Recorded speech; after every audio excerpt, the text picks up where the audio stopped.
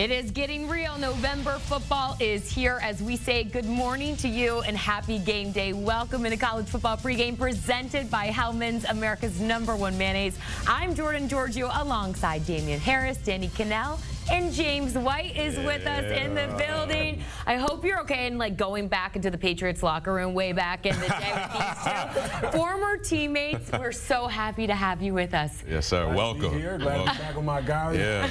That's my brother right there. That's my brother. You should have heard, like my mama had him. You should have heard the makeup room earlier. We're definitely going back vintage years in New England. I know you have like a PG story you could share about this guy. What were team meetings like? No, not about me. No, come on. We no, I thought this was just about the team meetings. No. I always had to do with me. No, it always has to do with you, Damien. Have to keep it positive. My guy was always a hard worker. I always listened to what the type of advice that I would give to him, and he always used it, and it worked well for him. James knows he can't break the code. What happens in the locker room stays in the locker room. Well, no, honestly, though, I would tell you, James was my mentor. James was like my big brother, and there was a lot of times as a young guy coming into the league, like I didn't know how to be professional. I didn't know how to handle the environment. And like he said, he always gave me so much good advice, and I took it. I listened because I saw what this guy did. It was a security blanket for Tom Brady for a long time, and he's the ultimate professional. I mean, even Bill Belichick was like, if you want to be a better running back, you should try to be like James. So he would tell you that? That's oh, my God. More than once. Oh, I love that. Well, we're so happy to have you. Get ready because this guy signed you up for 3 straight hours of college football pregame coverage coming your way right now here on CBS Sports HQ. We're getting you ready for another massive week in college football, and it all revolves around the biggest game of the week in Happy Valley. It's a rivalry showdown between number 4 Ohio State and number 3 Penn State, but all eyes, Danny, today will be on if Penn State's Drew Aller will play. Oh, he's going, Jordan. This is a game where you do whatever it takes to make sure you're on the field. I was watching the film of him practicing. I expect he'll be unencumbered today playing for Penn State. It's at home. The only bummer, it's at noon. I know some people wanted it to be a whiteout in prime time, but he better be ready because that Ohio State defensive front 7 is going to be gunning for him. They're going to try to run the football, but this is the game that everyone's had circled on their calendar. There's a few of them. They call them games of the year. Yeah. This is clearly one of them, and what's going to be really interesting to watch is the coaches in this matchup are under an extreme amount of pressure. Ryan Day with 1 loss already with that $20 million roster. They're supposed to win a national championship, and James Franklin with his squad is supposed to make a run for the playoffs. We will continue to keep you posted on Aller's status throughout the course of our morning, taking you all the way up to noon kickoffs. Meanwhile, our big game on CBS from Ann Arbor. Dillon Gabriel and the Oregon Ducks march into the Big House undefeated and entering the home stretch of their season. James, are you sold that this Oregon team is the best team in the country right now? This is clearly the best team in the country. They can beat you with physicality, Jordan James with the line up front, and they can beat you with finesse. Dillon Gabriel through the air. Since he's joined Oregon, he really has proved that he can be clutch in those big moments. You saw it against Ohio State, and ever since then against Purdue, Illinois, they've been running the table on people. I love watching this team play. Ducks enter as a 2-touchdown favorite, showing no signs of slippage since their convincing win over Ohio State. Elsewhere in the SEC, it's one of the most storied rivalries between Florida and Georgia. The Bulldogs have dominated in recent years, winning 6 of the last 7 and enter today's showdown, having won 3 straight after losing to your Alabama Crimson Tide, Damien. That's right. Today's going to be a big game for Billy Napier and this Florida team. I mean, they've been really competitive in the second half of the season. They beat UCF, they came close to beating Tennessee, and they routed Kentucky. So they're going into a real gauntlet to end the season. And this is going to be the first test for DJ Lagway and this young Florida offense to see how they're going to do the rest of the season. Also in the SEC, you guys, after Texas A&M took care of LSU at home, Mike Elko and company now face a sneaky tough South Carolina team that does have the talent to ruin the Aggies' momentum. We saw how they made it tough for Bama, Damien. Yeah, this is a prove-it game for Texas A&M. We saw what they did in Death Valley last weekend. Marcel Reed came in and he played phenomenal football. I mean, he ran the ball well, and even though he only threw 2 passes, he threw 2 completions. So this this Texas A&M team is going into William Bryce, which is a very, very tough environment. So we're really going to see if Texas A&M is the best team in the SEC today. Colors are hard. Every week in the SEC is a challenge, especially when playing on the road. We'll see if the Aggies can continue this momentum. In the ACC, we have a critical matchup, you guys, between 2 teams undefeated in conference play on the same field today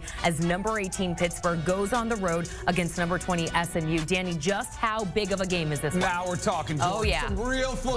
Let's do it. Atlantic Coast. Coast Represent. What you guys know about that? The top 25 teams. Pitt undefeated for the first time since Dan Marino was there. Both these teams come in with quarterback question marks, but both have been cleared to play. Kevin Jennings had a little bit of a turnover bug last week against Duke. Brett Lashley was not happy with him, but he's good to go this week. And Eli Holstein, Pat Narduzzi, said it was kind of a little dirt in his eye, but he said he's going to be fine to go for the Pitt Panthers. Really fun game. Yeah, Pitt head coach Pat Narduzzi will join us a little bit later on live here on College Football Pregame. And lastly, number 21 Army will look to improve to 8-0 against Air Force later on today. James, what have you loved so much about the storybook season Army is having? It's the run game. Quarterback Bryson Daly, they run the ball 86% of the time. To run the ball 86% of the game, you have to be effective. And a lot of that is on Bryson Daly's shoulders. QB runs, options, and when he does need to throw the football, he's efficient. They're a tough team to match up against. All right, well, this Army team is not to be overlooked. And if you aren't paying attention now, you should, because Army currently has the longest active winning streak in the FBS right now. They're contenders for the first time in a long time. So with the new expansion of the 12-team playoff, that leaves the door wide open for Army to go on and win a national championship. Currently, Army, you see there, their odds and chance of making the CFP. We will find out this upcoming Tuesday night where they rank, as the first college football playoff rankings will be released. You'll also notice there Boise State at the top of the current odds after their dominant win over San Diego State last night. You guys, we got to roll through some of these highlights of the best of Friday Night Lights between San Diego State and Boise State. Look at your guy. Look at these numbers. I mean, at the top. Comparing him to the past Heisman Trophy winners and his numbers, I mean, they're not even close. And we're talking Derrick Henry, we're talking Mark Ingram, Reggie Bush. This guy, Ashton Jeanty, has been phenomenal all season. He's been a leader for this team. He's been their flag carrier. Look at this hurdle. Yeah, I mean, the guy, opening drive, you guys. He just makes plays. Every time you watch Boise State and Ashton Jeanty, he's making plays. All right, let's pick it up here. 30 seconds left in the second quarter. Off play action. Maddox Madsen finds Latrell Caples for his career-high third touchdown of the game, Danny. Boise State leads 35-10 at the half. I hope Maddox Madsen's taking out Ashton Jeanty to dinner all the time. Yeah, he should. Some great matchups, and to his credit, he's taking advantage of them. Had a really good night. We got to see such a balanced offense. You see Boise State's first drive in the second half. Jeanty with the handoff. He breaks multiple tackles there. Check out. You see that stiff arm? Man, I know you saw it. Even with the elbow brace on, he's still getting pokes off of him. Later in the drive, James, he just cuts outside and strolls in for a 4-yard touchdown. It's just what he does. Great. Early in the fourth quarter, you guys, Jeanty gets the pitch, takes it in for the 4-yard touchdown. Jeanty, just in the first half, 37 rushing yards, no touchdowns. However, the second half, 112 rushing yards and 2 touchdowns, and Boise State remains undefeated in the Mountain West Conference. It has just been so fun to watch them all season long. What stood out to you most last night?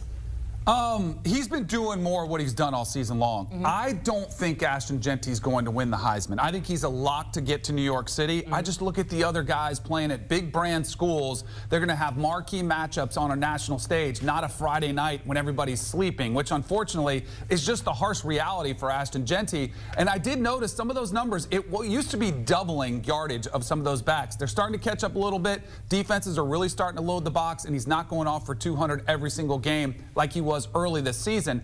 He still has a marginal chance, though, I think, to get there as long as Boise State runs the table, makes it to the playoff. I still think he can get there, but I don't think he wins it. All right, well, I know Damien Harris. He's like, don't even come with me. It's so unfair because we've set such an incredible floor for Ashton Jeanty where he has to rush for 250 yards a game, put up 4 touchdowns for him to still be considered the Heisman favorite. And to me, it's unfair because, granted, the lack of competition that he's playing against, these numbers are unrivaled. They're unchallenged. And James knows to have 250-yard games, have almost close to 300-yard games, that's one thing. But it's really hard in college football to even run for 100 yards, 130 yards, and lead your team with 2 touchdowns. So when you think about this Heisman Trophy Award, it's the best player in college football. I think what he does for Boise State, what he does for this offense, really how he shifted their culture back to a winning culture, in the days after Kellen Moore a while back, you have to look at this guy as one of the best players in the country. I don't think it should be so statistical based because obviously defensively, he's not going to run for 200 yards every single game. So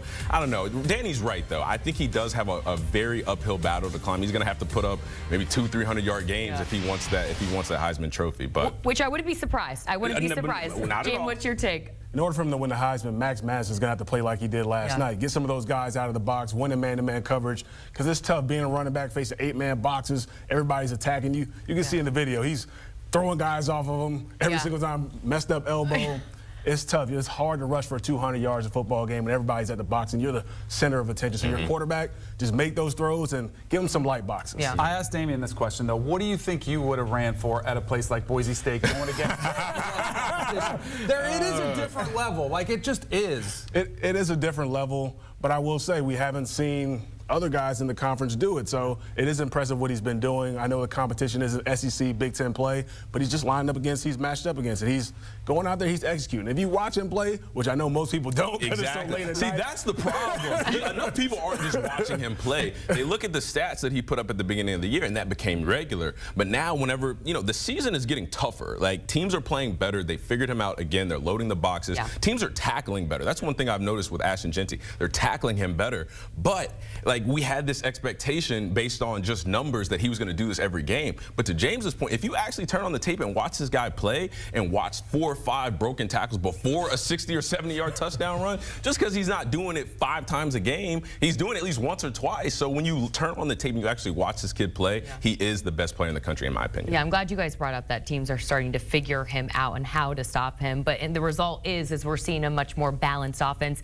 We saw 2 touchdowns from him, just only 2 touchdowns. But Boise State was able to put up 56 points. All right, let's go ahead and welcome in for the first time today our Sportsline analyst, Mackenzie Brooks, for what last night's win for Boise State really had in terms of an impact for the college football playoff race. Hey, Mackenzie, great to see you this morning. Hey, girl, great to see you too. Excited to join you guys later over in the Big Kids studio. Can't wait. Now, I deliver my information from here. And as far as Boise State in this playoff, look, they were expected to win this game, so nothing drastically changes. Around a 60% chance to make the playoff right now, which is all about just winning that conference championship. And if it's a rematch against UNLV, we know how that story goes. So they should feel pretty good. As far as teams like Army, again, they're really rooting for Boise State's downfall. And without a Boise State downfall and without beating Notre Dame, it's hard to really put them in the picture. So if I'm Army, I am just focused on that Notre Dame game to control what I can control. Now, the more interesting impact we saw from last night goes over to the Heisman race. We saw Genty at plus 450 yesterday afternoon. He falls to plus 550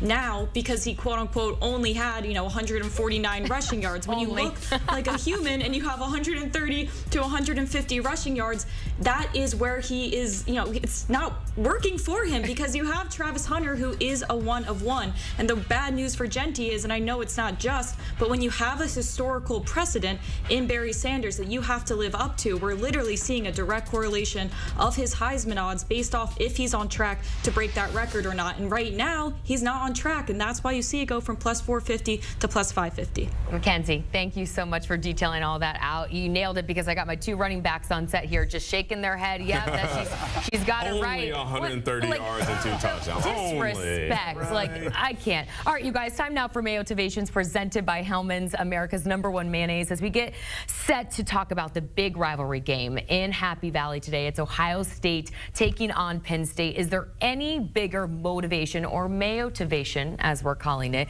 in today's rivalry game than Ryan Day or James Franklin's poor history against ranked teams? Danny, I'll start with you. Trust me, they both know about these stats that people throw at them, and I think it bothers them incredibly. They'll never let on to it. They never show it, but trust me, it does get to them. When I was at Florida State, Bobby Bowden was chasing a national championship, and he was 0 in national championship either games or against Miami in type of games that lead to an eventual national champion, and it bothered him. He never let us know as players, but trust me, coaches know their legacy's at stake. These records keep building, and they keep going against them. They know how much they can turn the tide, and the only way to do that is to get a win in a game like this. Yeah, somebody's got to do it, right? And it's got to be one of these 2 teams. And I'm not going to harp on it ad nauseum, but these 2 coaches, they just haven't gotten it done in the big moments. And in my opinion, Ryan Day is the Michael Jordan of James Franklin's. Neither one of these guys know how to get it done, but Ryan Day knows how to do it just a little bit better. But what I will say is another motivating factor that I think we're losing sight tight up here is these two teams are playing each other for a spot in the Big Ten Championship to play against Oregon. That's what's at stake. That's what's on the line. I expect both of these teams outside of this game to win out for the remainder of the season. So whoever comes out of this game is going to face Oregon in Indy in the Big Ten Championship, which we're going to be at. On Super CBS. excited, right? We cannot so it'll be wait. so fun. But to me, I mean, with an opportunity to get yourself to the Big Ten Championship, get yourself a higher ranking, maybe even a first-round bye in the playoffs, that's a big motivating factor to them. For Ryan Day, I feel like he faces some unfair criticism. I think for most teams across the country, if you lose one game a year, you're pretty excited. I know the expectation for Ohio State, it's up here compared to most schools. He just has struggled against Michigan. That's been the team that he couldn't get over that hump. This is a big game for him after losing to Oregon. If you lose 2 games in the Big Ten at Ohio State, then it's pretty disappointing. And for James Franklin, he just hasn't done well in these games situationally, whether it's going for 2 or whether kicking a field goal, going for it on 4th down. I think he has to handle situational football in this football game. I think it'll be a close one-possession game. Yeah. It's going to come down to some of his decision-making that will pick whether they will win this football game. Yeah, it's going to be a fun one. We're going to be watching for it, and we're going to continue talking about it. This is just scratching the surface, but we're just getting started here on college football pregame. Through 9 weeks, only 8 FBS teams remain undefeated. The Big Ten leads the way with 3 unbeaten teams, followed by the Big 12, ACC with 2, and the American with 1. So who remains undefeated after this week? We tell you next.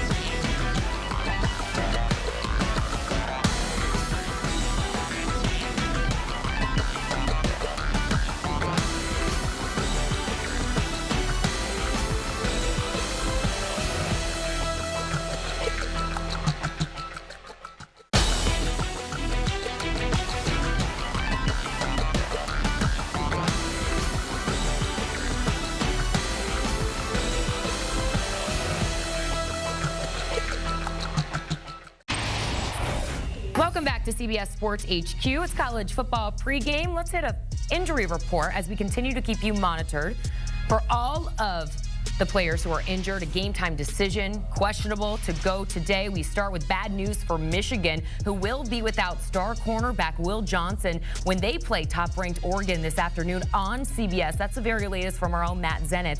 It'll be the second straight missed game for Johnson since suffering a lower body injury versus Illinois. The biggest injury, though, we are monitoring today is Penn State's quarterback Drew Aller. He is considered a game-time decision for this afternoon's Big Ten showdown between number 3 Nittany Lions and 4th-ranked Ohio State. Aller has been limited in practice. If he cannot go, it'll be Bo Pribula under center. Good news for number 24, Illinois, who will have leading receiver Pat Bryant available against Minnesota later on today. The school spokesperson confirmed that to 24/7 Sports. Bryant has 510 receiving yards and 7 total touchdowns this season. Illinois will also have cornerbacks Caleb Patterson and Torrey Cox Jr.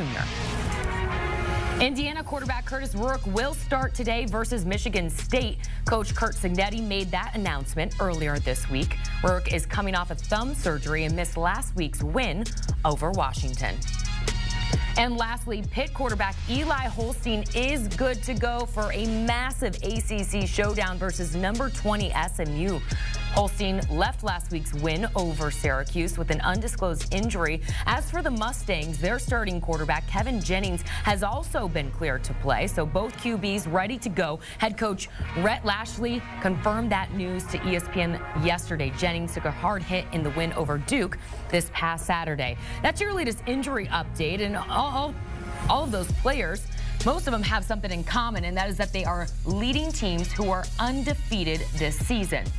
We're 9 weeks into the season and only 8 FBS teams remain undefeated. The Big Ten leads the way with 3 unbeaten teams in Indiana, Oregon, and Penn State. But out of all these 3, who stays alive after this week? Let's go ahead and get the answer as we welcome you back on set here. Jordan Giorgio, Damien Harris, Danny Kanell, and James White with you. James, I'll come to you on this question. Who remains undefeated out of the Big Ten undefeated teams? I believe Indiana and Oregon remain undefeated. I love watching Indiana play football. Yeah. Head coach Curt Cignetti, he said it in his opening press conference, what do you say to your recruits? I win. And he's done just that. They get their quarterback back, Curtis Rourke, who's been dialed in, only 3 interceptions on the year. Defensively, under Brian Haynes, this team flies around. 24 sacks, 9 interceptions, 7 forced fumbles.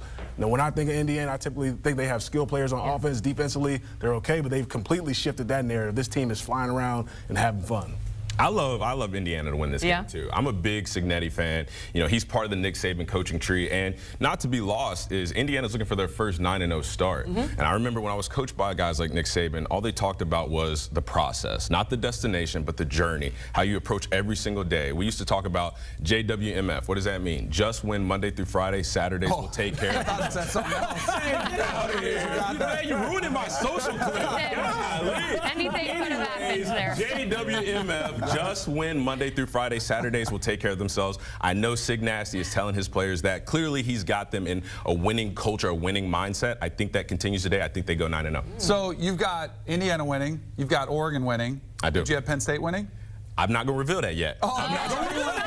Game picks. We got picks. The question was who remains unscathed. Relax. I think the only Big Ten team that comes out this weekend is Oregon. I'm not going to trust James Franklin. 1-9 against Ohio State. Ryan Day is 5-0 against the Penn State Nittany Lions. I think they get it done on the road. Oregon, best team in the game right now, playing on all cylinders. I do think it could be interesting, but I trust them to win the most. Here's what I'm worried about Indiana. It's their first true road game. Their first game on the road was against UCLA at the Rose Bowl. That's not exactly a hostile environment. Their other road game was at Northwestern on a revamped practice field where there's only about 5,000 people. Now they have to go to East Lansing with a Michigan State team that Jonathan Smith has playing with a lot more confidence. They had a win against Iowa a couple weeks ago. Most importantly, Curtis Rourke had 2 screws put in his right thumb. I'm very curious how that impacts his ability to both ball handle, to throw the football. Very interested to see how that plays out. I think Indiana could go down today. Oh, Really? All right. Don't reveal too much. We're just Right. All right, so that's in the Big Ten. Let's go ahead and switch our focus here to the Big 12. Two teams remain undefeated. That's BYU and Iowa State. Let's start with BYU here. You guys, you look at their remaining schedule. They play at Utah, followed by Kansas, at Arizona State, and Houston. These are pretty winnable games left on this BYU team schedule. Are they going to run the table? I think they have the opportunity to. I think that we underrated this team after they beat Kansas State. I think the narrative was Avery Johnson, he turns the ball over, makes some uncharacteristic plays. Kansas State just isn't that good. They've got a solid foundation. You know, they play well on all sides of the ball, but they're just not explosive. They're not good enough. Well, we really should have been talking about this BYU team because they have not looked back since that game. They're playing well. They're clicking on all cylinders. And I really think, obviously, BYU is the favorite to win the Big 12 championship. They've been led by Jake Retzlaff at quarterback. He's been doing this thing, running the football, throwing the football across the field. I just think their schedule may hurt them. I think they went out, but if they don't win the Big 12, they could be one of those teams left out of the college football playoff, and that's unfortunate. The last 4 teams, they're 14 and 18, you know, as a record as a whole. So that's, that doesn't help your resume when you're trying to make it to the college football playoff. Does that kind of show what we think of the Big 12? Because right now we're looking at the Big 12 champion is going to get in, but any other Big 12 team after that, even if you only have one loss, I mean, that could be Iowa State as well. I mean, is that how we feel about the Big 12? Only one team is getting in? I believe so. Yeah. Your resume speaks for itself. When you're facing teams that have under 500 records, I don't think when you're going through the SEC, going through the Big Ten, you have a few teams that are undefeated, a few teams that are competing at a high level, and in the Big 12, you have teams that are struggling and you're getting easy victories off that. I think the College Football Playoff Committee should take that as a factor. I feel like BYU, Jake Retzlaff, the quarterback, a.k.a. Patrick Shalom, has been awesome for them. So I trust them better to get to the Big 12 championship.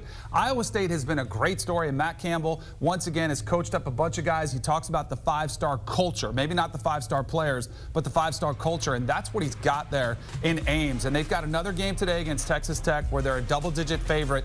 The thing I have with them is a couple of their games are tricky and on the road to finish the season. I think they get the win today.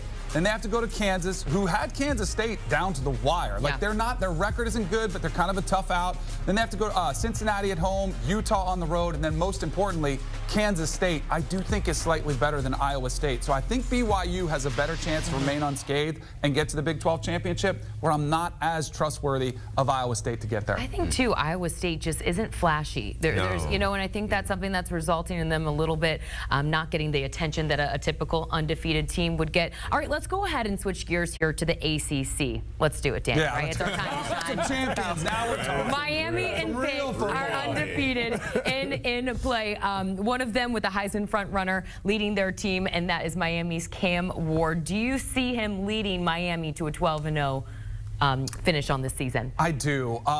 And it's not about anything more. I mean, Miami's been awesome, but it's more about their remaining schedule. It is really, and even what they've had to this point, will not have played a ranked opponent through 12 games of the season, which is pretty hard to believe. And it's not really their fault. They did play Florida on the road, so they can't really control some of their non-conference schedule. UCF, another team that's in Florida. That's Florida, sorry, excuse me about that. But Miami, I do think runs the table. I do think they get to the ACC championship game. And I think it is one of those years where Cam Ward has to compile statistics to make his best case for the Heisman Trophy. And then for him, it'll come down most likely to a game against Clemson in the ACC championship, where if he goes off in that game and they win, I think he wins the Heisman Trophy. If they lose that game, I think he still goes to New York, but it probably costs him the trophy. One game, which is crazy. Danny, I'm going to tell you right now, Miami can go undefeated, but if Oregon don't lose a game, Dylan Gabriel's winning that Heisman Trophy.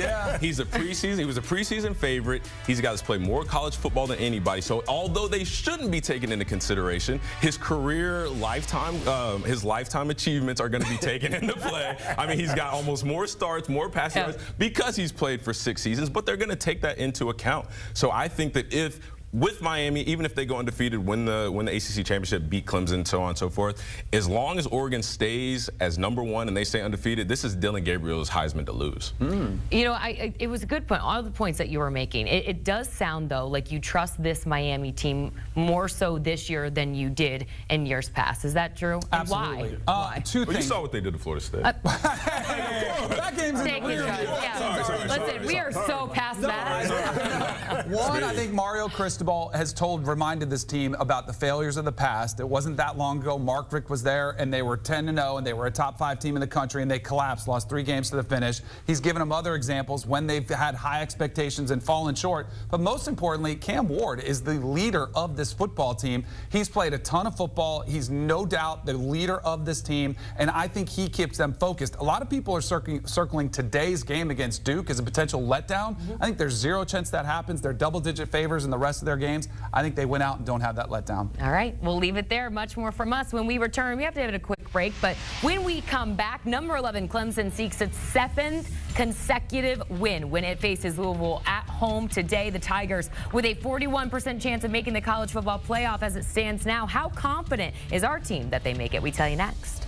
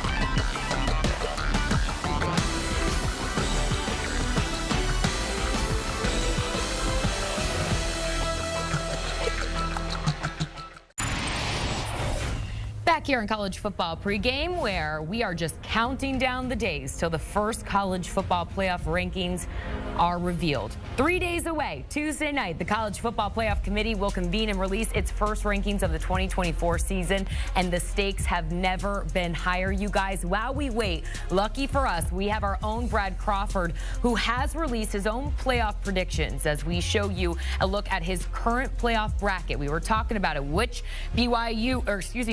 Big Big 12 team gets in, and BYU is the answer. Foreshadowing. He is in the top 4 teams with the 3 seed.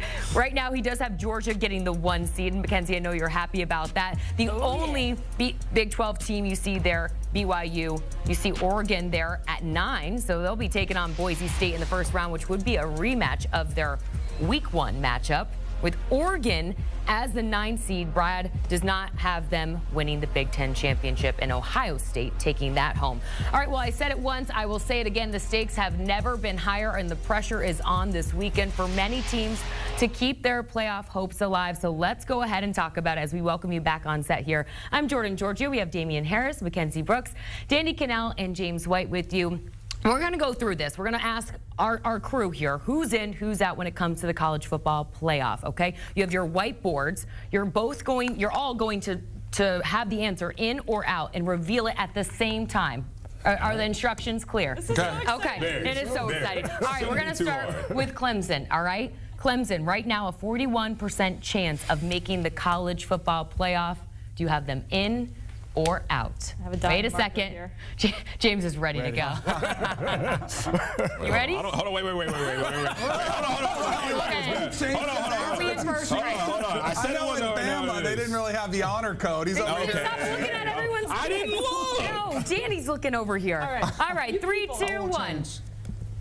Oh, okay. We have a split here on set. Mackenzie, I'll have you have the first word here on this. So I think Clemson is stuck between a rock and a hard place. Seriously, with the last games they have on their schedule, like they're favored just enough that any loss can't be a good loss. They're all bad losses. Now, optimistically, they're 75% favorites in all of these games. 75%, if you're a 75% free throw shooter, you're making 3 of the 4. Like, there's a pretty solid chance they lose a game here, become a 2-loss team. Then we get to see a Miami SMU ACC championship. They don't get the at-large bid for me. They have a tricky schedule, including Louisville today, at Virginia Tech, at Pitt. Those are not easy environments. South Carolina SEC team. They are 100% in. This has been the most improved team in the country since they lost to Georgia. Absolutely. I would love to see a rematch with the Georgia Bulldogs. I would love to see them. How about that? Yeah, I bet you would. All right, Damien, you have them in as well. Yeah, I agree with everything Danny said. I mean, I don't want to just copy and paste what he said, but he did look over here. That's no, he was the one looking at me. No, seriously, I think Clemson wins out. I think they play Miami in the ACC championship, and I think both teams get in. I think it's as simple as that for me. James is shaking his head over there. He's with Ken's on out. Yeah, they have a tough, last 4 games, a tough stretch. They can end up with 2 or 3 losses, and I feel like it leaves them on the outside. 2 or 3. Yeah. Oh, they face Louisville today, face Pittsburgh, and potentially if they win one of those games, then they have to face Miami in the ACC championship. That's tough. Okay. All right, let's get to Kansas State, you guys. They're hovering around the same % chance as Clemson right now, with a 40% chance of making the college football playoff. I was done first, by the way. I was done first this time. I was done. 1. Let's see it. Out. Danny. In it? Okay. It wasn't the game.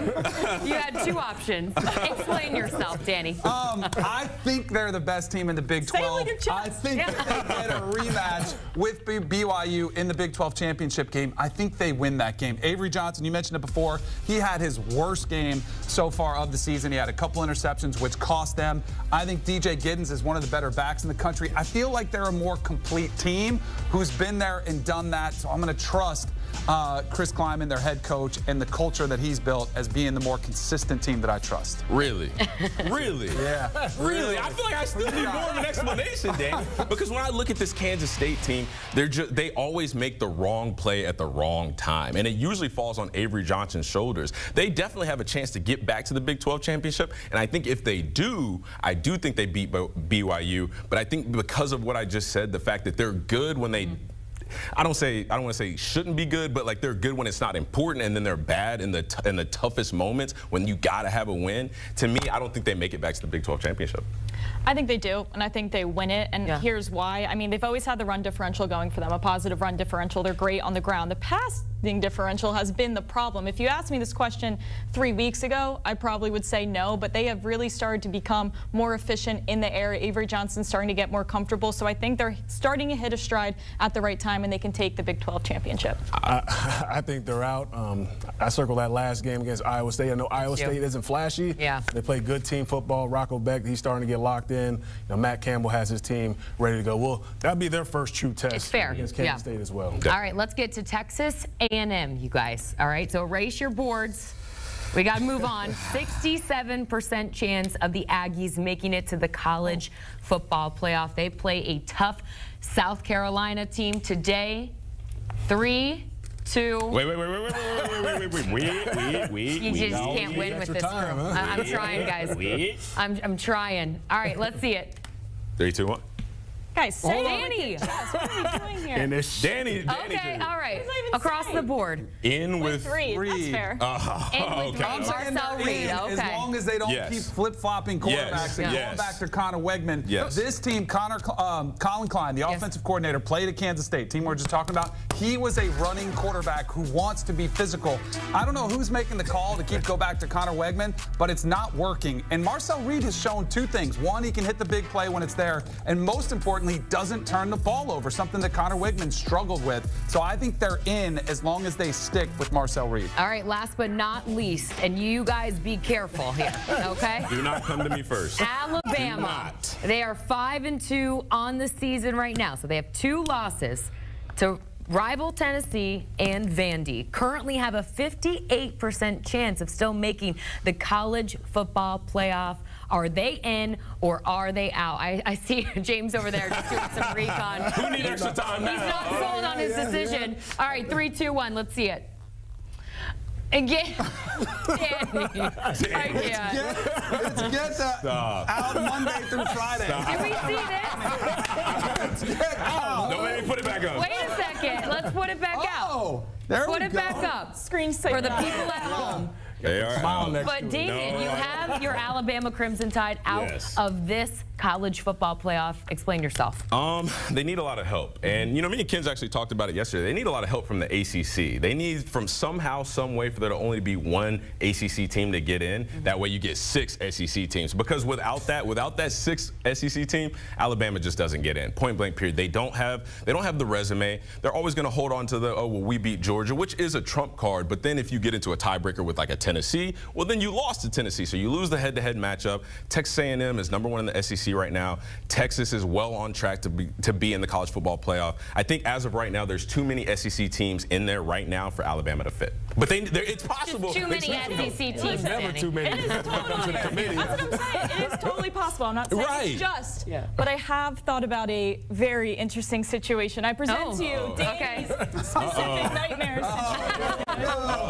Listen, Danny's a version of this story where there's a lot of room. And Okay. a lot of teams start to basically eliminate themselves Let's and hear open it. up spots for other teams. Now over here on this beautiful whiteboard with someone with beautiful handwriting, I basically put in anybody that's really in this conversation right now to make the college football playoff. Now I present to you the middle, the mitochondria of college football playoffs, Notre Dame, because what they do has a lot to do with what else goes on here. Now if they beat Army here, Army doesn't look like a strong conference. They don't get in, okay? We just take Boise State here as the Power 5, or excuse me, non-Power 5. Now, USC, if they care at the end of the season, if Lincoln Riley's trying to keep his job, if the NFL draft guys are feeling like they want to play for their stock here, if the NIL $1 million LA kids realize, wow, we don't have it so bad, maybe they give Notre Dame a run for their money. Maybe they beat Notre Dame at the end of the year, which eliminates Notre Dame from the playoff as well. So our first team, Boise State, locking it in with Ashton Genty. Now in the Big Ten over here, Indiana. What if they lose one game? What if they lose to Ohio State? Okay, very realistic situation. Then, what if Michigan at the end of the year gives them a run for their money? They still want to play. They have NFL draft guys still playing for something here. Then this becomes a 2-loss team. We have no Indiana.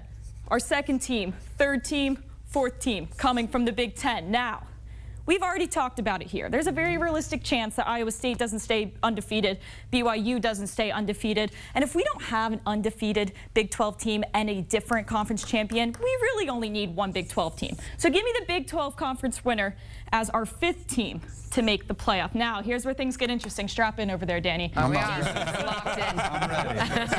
I talked about Clemson. Clemson, our 75% free throw shooter, okay? You lose one of these games, you do not make the ACC Conference Championship, you don't get an at-large bid. SMU beats Pitt, eliminates Pitt. Miami, SMU here, that's our conference championship. We only get Miami from the ACC. That is our 6th team. And suddenly, we are left with 6 open spots here. Uh-oh. For the You better watch out. Watch your back. Watch your back. in the SEC.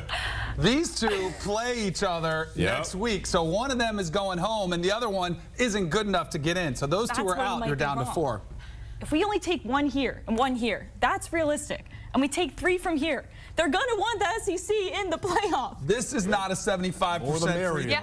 Right. Steph Curry right here, so No, they're not it's not. missing. That's not They're Steph better. They're not even, I was being optimistic. They aren't even 75% favorites. Anyway, And SMU's getting this is in. the nightmare fuel for our Anyway. friend Danny Kanell. Danny really said, I care to comment. Yeah. All right, more college football pregame when we return. Mackenzie's Georgia Bulldogs are back in action this week, and it'll be a little revenge game for one running back in particular. We talk about it next.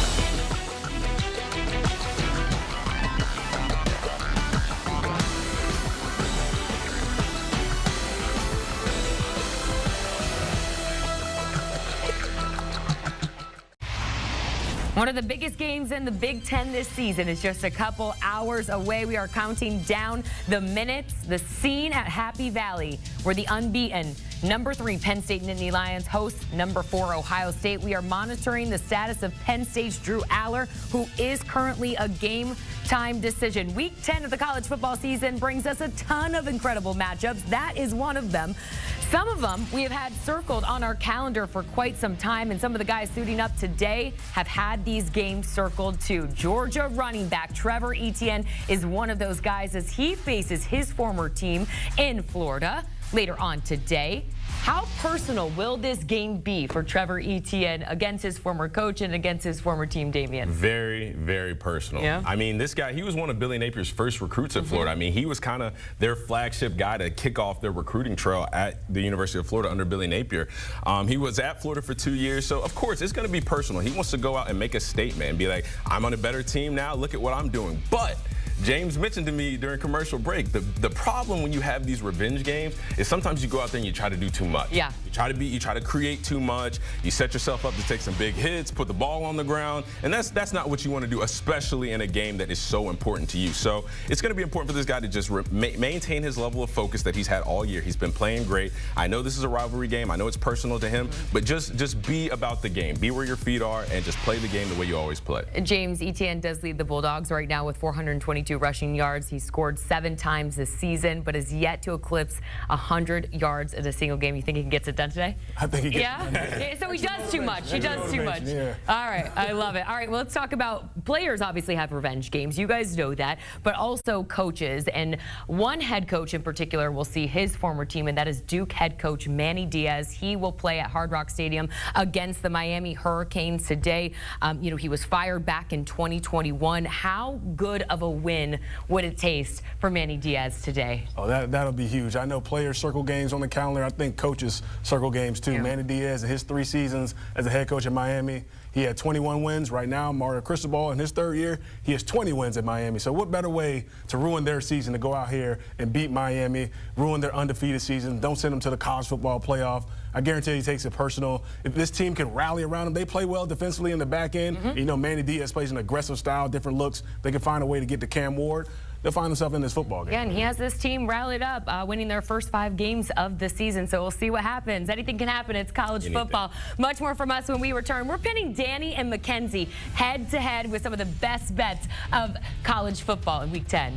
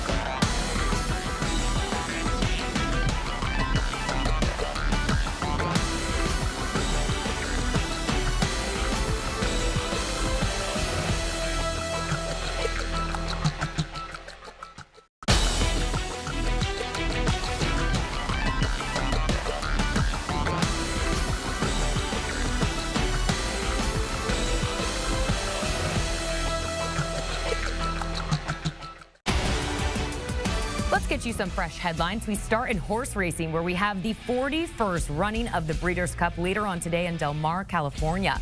Post time is set for 5:41 Eastern, with this year's race featuring a $7 million purse. City of Troy enters as the odds-on favorite, with Sierra Leone, Forever Young, and Fierceness close behind. In college hoops, five-star combo guard Darren Peterson has committed to Kansas. He chose the Jayhawks over Ohio State, Kansas State, and USC, and among others. Peterson is ranked number 3 overall in the class of 2025 and is the number 1 combo guard in the entire nation. And in NBA news, Nuggets star Jamal Murray was placed in concussion protocol following Friday's defeat to the Timberwolves. He left the game in the third quarter after being hit in the nose by Anthony Edwards and did not return to the game. The Nuggets play again tonight at 10 Eastern against the Jazz, with Murray's status very much in doubt. Well, it's week 10 of the college football season, and we have so many matchups to discuss. 5 ranked matchups. We've got rivalry games. This week's slate has you covered, and so do Mackenzie Brooks and Danny Kanell. If you're looking to throw some money down on today's games, let's get some of the best bets of the day as we turn things over to our friends in Kanell's Corner. Yes. You're throwing me for a loop. I thought it was the gambling case. Oh, no, Jordan. Okay. We had a little fun with this one because we're workshopping the name of this cave that we're calling our gambling corner. But this week it's Kanell's Corner because I was 2-1. Where were you last week? 1-2. 1-2, but there's always next week. What you got for some winners for the people? All right, I got some winners. I have some overs, actually. I'll say that. I like Duke Miami to go over. A lot of this stemming from Duke's team total. They've scored 17+ in 3 of their last 4 games. Miami's defense allowing 34+ in 3 of their last 4 games. So love Duke team total, but then give me the upside of Cam Ward. I don't want to fade him, so just give me all the points here. I kind of like Miami to lay the points. I think they come out on fire today. I'm going to take a shot at the Ohio State-Penn State game. Like you, I'm not tackling a side. I'm going to tackle the total because I do think both of these defenses are going to show out today. Questions along Ohio State's offensive line. They're really banged up. They're starting to mix and match up front. I think that could slow down the offense. We already saw the running backs struggle last week to run the football. And Penn State has issues with Drew Aller, their quarterback. Like, how offensively minded are they going to be? I think it's going to be a lower scoring game, so I'll take under the 47 points in that one. All right, what else? I'll take an under as well, but I think I have an ACC trend going on here. There we I'm going go. Clemson-Louisville here, taking the under. I think this total is really inflated. It's steamed up 6 points, which has made me now in turn like the under. Clemson's offensive numbers are inflated. Clemson's defensive numbers are inflated as well from these smackdowns and then these meaningless touchdowns in garbage time points from their opponents. So I do think we see just a regression of both of those things today. You know what you have to do sometimes? You got to fade the public, which I always try to do. I find it, you know what game just seems too easy and everyone's like, oh, and I love the Oregon Ducks. But they're playing on the road at Michigan. It's over 2 touchdowns, and every and their brother's like, oh, Oregon's just going to waltz into the big house and run out of there with a big victory. I'm going to take Michigan. I'm going to hold my nose while I do it because I think it could be ugly. I'm going to say this is the one of the more physical teams they've faced all season, and that includes Ohio State. I know Michigan is not playing great, but their defensive front, I think, can slow down the Oregon Ducks enough to keep it inside that number. I actually like them in the 4th quarter, which I will give out in a parlay later, so a little sneak peek there. My last play that I do like is SMU to cover. I like their team total as well, but I'm just willing to bet that Pitt doesn't have 3 pick sixes and a half. Like, I don't think that's that crazy of me to believe. Again, this SMU team, they won last week with a -6 point differential. They won in their meltdown. If they can win in their meltdown, I do believe they can beat this Pitt team that's just hasn't played a ranked opponent yet. All right, my last one. I'm going to go with the Florida State Seminoles at home. Mac Brown's coming to town. You know what Mac Brown has never done against his alma mater? He's never beat them. I think that trend continues. Florida State showing a little bit of life at the end of the Miami game, figuring out the quarterbacks. Defense still playing good enough to win. Give me the Noles, not only with the 2.5, but also to win the game outright. Whoa. And we'll see what we're naming this thing next week. I think it's Kanell's Corner. Sounds great for the rest of the year, Jordan. Mike drop. I love it. All right, guys, thanks so much. Good stuff. I'm taking notes over here, locking in my bets. Much more from us here on College Football Pregame. When we return, we have all eyes out in Ann Arbor. Soon we will take you live to the Big House where Michigan welcomes the #1 team in the nation in Oregon. We check in with our crew next.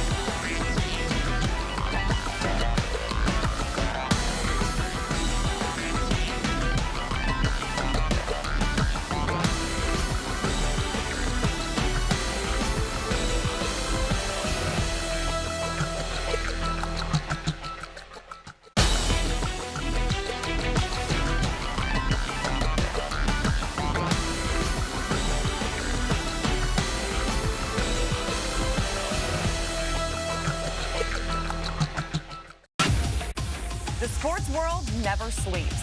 And neither do we. Catch up with Brandon and Zach on the Morning Buzz Monday through Friday at 9 a.m. Eastern Time on CBS Sports HQ. The Morning Buzz brings you the latest storylines and highlights with expert analysis to get you dialed in. So grab your coffee and kickstart your day off right with the Morning Buzz only on CBS Sports HQ.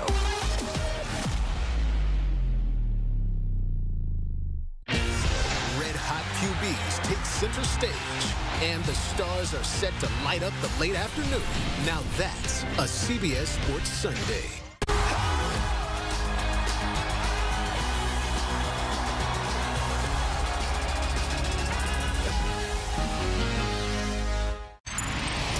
Back here on CBS Sports HQ, where we are all gearing up for our Big Ten Game of the Week on CBS. Kickoff from Ann Arbor is set for 3:30, where you can watch #1 Oregon, led by quarterback Dillon Gabriel, continue to flourish as they step in to the Big House to take on Michigan. Ducks looking to avoid a slip-up and keep up this perfect season. How do they get it done today, Danny? It starts with coming out with the right mindset. It's really challenging when you're the #1 team in the nation. Everyone's telling you how great you are, how Dillon Gabriel is going to win the Heisman Trophy. You're going into an environment where this would make Michigan's whole season. They've been underwhelming all season long. They know what they could do if they possibly pull off that upset. So they're going to come out physically up front and try to push the Ducks around. Yeah, Oregon's got a target on their back. And Michigan, obviously, they have not exceeded the expectations that we set for them at the beginning of the season. And to your point, this is kind of their national championship game. Other than the game against Ohio State, this is the one game where if they win, they can look at their season and say, this wasn't a complete failure. We've had a lot of trouble with quarterbacks trying to figure out who's the guy. A little bit of contract controversy with Sharon Moore at the beginning of the season. But I tell you, if they beat this Oregon team today, if they pull off this upset, this will be like a national championship win for them. It comes to how well can Michigan run the football. That's their bread and butter. That's what they've done the last several seasons. Can Mullins, can Edwards, can they get going? Can they take some pressure off Orji and Davis Warren? That's what it's going to come down to. If Oregon can stop them in the trenches, then this game can get out of hand because they cannot throw the football at Michigan. And the biggest part of this is Michigan's quarterbacks have to not turn the ball over. Because that's been the theme. It's been almost like a disease or an illness for this quarterback room, whether it be Davis Warren, Alex Orji. Like, they've turned the ball over. So whoever plays today, obviously it's going to be Davis Warren. I'm sure we're going to see a little bit of Alex Orji. But these guys cannot give the ball to Oregon. They cannot give the ball back to Dillon Gabriel in this fast-paced offense, because if they turn the ball over, Oregon's going to turn this game into a track meet, because Michigan does not have the athletes, they don't have the skill players to run with this Oregon team for a full 60 minutes. Yeah, it's going to be fun to watch. We are just scratching the surface here. Let's go ahead and check in with our friends who are out in Ann Arbor, our 24/7 sports crew, and Emily Proud, Chip Patterson, and Richard Johnson. Hey, you guys, you look bundled up out there. How cold is it?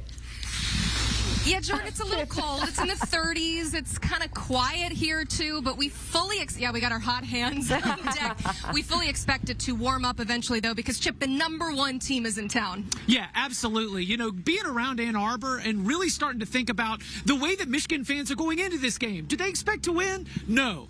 But what they want to see is how close are they to where they want to be, which is being the #1 team in the country once again, like they were when they won the national championship. It seems like a measuring stick game, and so no one's coming in looking for the upset, but nobody wants to get blown out. Nobody wants to get embarrassed, because there's also a lot of green in Ann Arbor right now, and you do not want them to dance all in your big house here on Saturday. The problem I have with this game, Chip, is that Michigan is just not built to keep up with this Oregon team.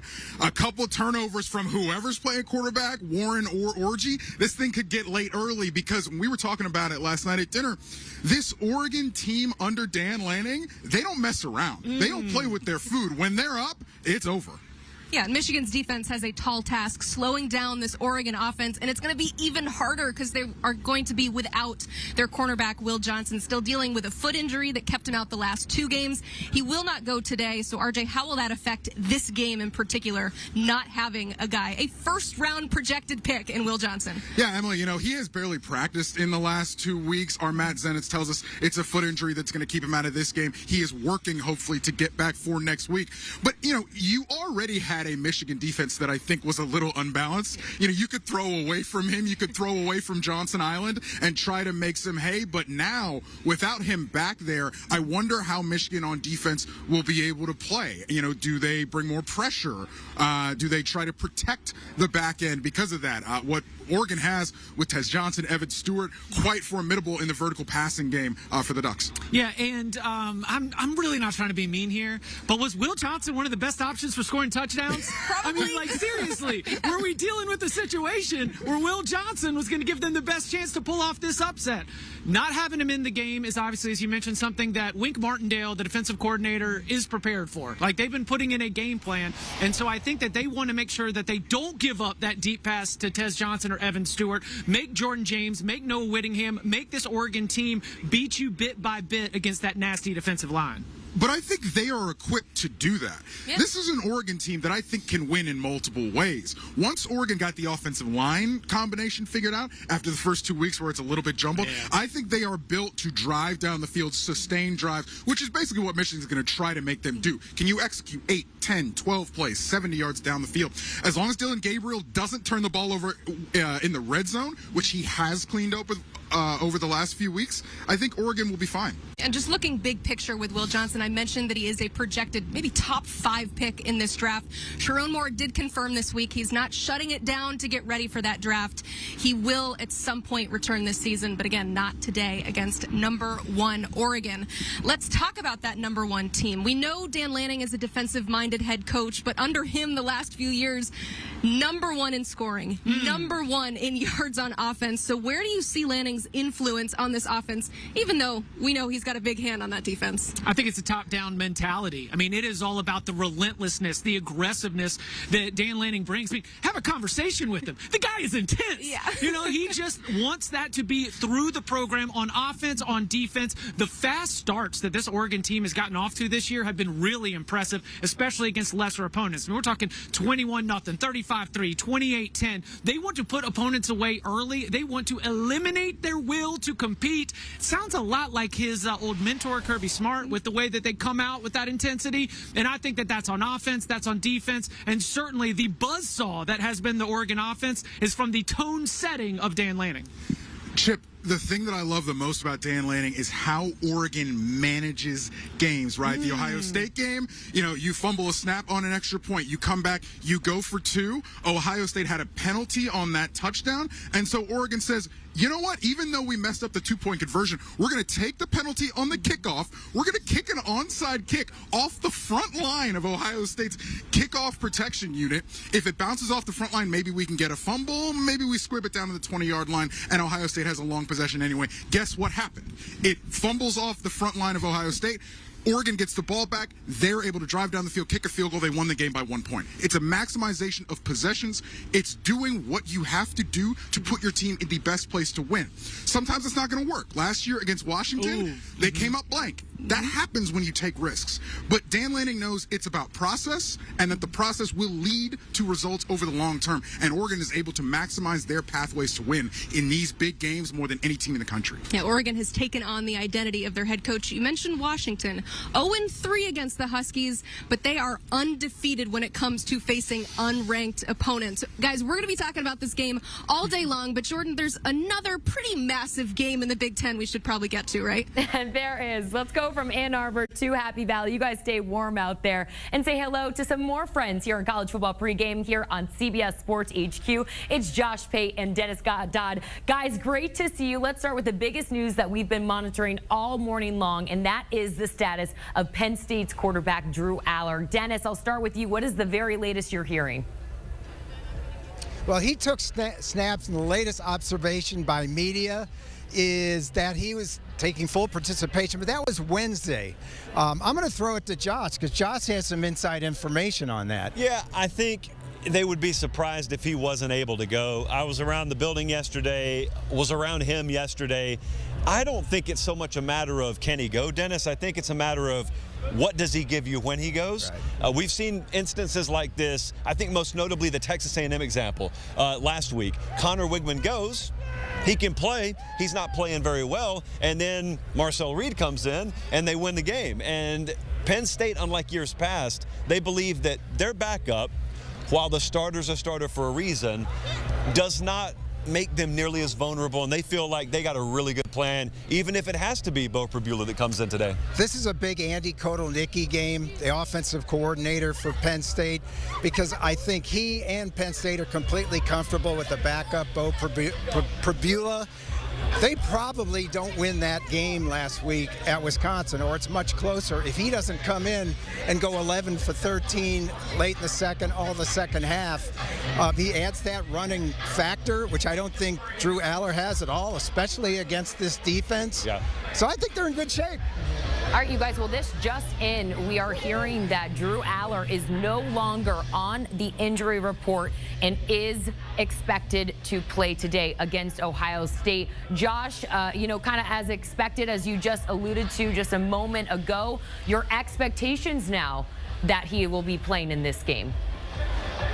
Well, now it's about what we just talked about, so it's good that that's out in the open. Okay, so that was the expectation, as I said, around the building all day yesterday. So then the follow-up is the same question that we would be asking, Dennis, if Drew Aller were totally healthy and was never on the injury report to begin with, and that is, can they generate enough offense? Yeah. It's been a multi-year question in games like this for Penn State. Penn State played Ohio State last year, played Michigan last year, couldn't move the ball in either game.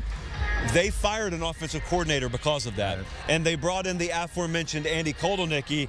And if you want to know how good that guy is, look how much Kansas has struggled this year in his absence, and also look at today. Now, I'm speaking in future tense. Look at today. If they can find guys in the open field, if they can scheme guys open, I think Penn State's confident getting in the mid to upper 20s would be enough to win this game. So the follow-up is, they couldn't do it against Illinois. Can they do it against Ohio State? Yeah, I think this is a game in the 20s. As I mentioned, I think it's a big Andy Kotelnicki game because this is what he thrives in.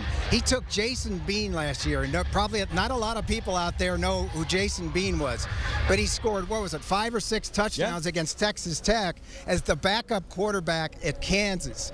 And we're not talking about Bo Prabula anymore. We're talking about Drew Aller. How do those receivers get a release against an elite defense? Can they run the ball with Singleton and Katron Allen? And can they make a couple of big plays? And you're going to see trick play or plays reminiscent of that USC game. You're going to have to against this defense to get explosive plays. I'll tell you one more thing is Penn State running the ball was perceived to be a strength of this team in the preseason. They beat USC in spite of a running game. It wasn't there, and they were able to do it. I was talking to Jaywan Sider, who's the running backs coach here yesterday. He said, you got to understand, man, in the college game, unlike the pro game, this is not about spreading out winning one-on-one matchups. In college, defenses just think they can afford to stack the box against you until you prove them otherwise, which means the running game is opened up, ironically, by how Drew Aller in this passing game operates today. And real quick, 7.09 yards per play this year is the most in 30 years for Penn State. So there you have it. Yeah, no, that's a great note, Dennis. Lastly here, you guys, there's so many great matchups that we'll be watching for in this game, but the coaching matchup is the biggest. It's James Franklin versus Ryan Day. Who finally gets over that hump? Who do you have getting it done today, Dennis? I think Ohio State. I think we're both in the same kind of mindset here. In the 20s, field goal game. But let's talk about what this means to both coaches. Again, as you said, there's a lot of tight you-know-whats at Ohio State. Because if they lose this game, not only did they spend $20 million, to go 10-2, they didn't do that. But if they lose again, they're out of the playoff. And on the Penn State side, James Franklin, they've lost 11 out of 12. 7 in a row? This is the day they've got to get through against Ohio State. There is unquestionably more pressure today on Ryan Day. I got in almost a fight on local radio here this week when I said that. And they said, well, no, there's a lot of pressure on James Franklin as well. Oh, there is. Yeah. But if Penn State were to lose this game today, all due respect, that would be more of what they've been doing. If Ohio State lost this game today, they'd be 2 down before they even get to the Michigan game, which has been their hurdle. And I think the other thing to note here is this was a championship or bust team. No one said that about Penn State in the preseason. Right. Everyone up to and including the people in the building at Ohio State said, we're all in on 2024. We have got to win the national title this year. And as you said, if they leave here in 4 or 5 hours with a loss, they may be out of that picture before the first rankings are even released. I dare say if Penn State loses this game, I still think they're comfortably in the playoff. Now, there's games to go. They have to go to Minnesota. But just as you said, much more in Ohio State today. Yeah. And I completely forgot to give you my pick. Because it's so hard for me to imagine that world, I can't even see over that cliff of Ohio State losing. I think somehow, some way, they're going to pull this game out today. All right. Well, the odds are kind of in their favor as James Franklin is 1-9 in his career against the Buckeyes. So we'll see what happens. Gentlemen, thanks so much for joining us here. Much more to come on College Football Pregame when we return. Pittsburgh head coach Pat Narduzzi joins us live to break down what's been working so well for his team this season, who remains undefeated.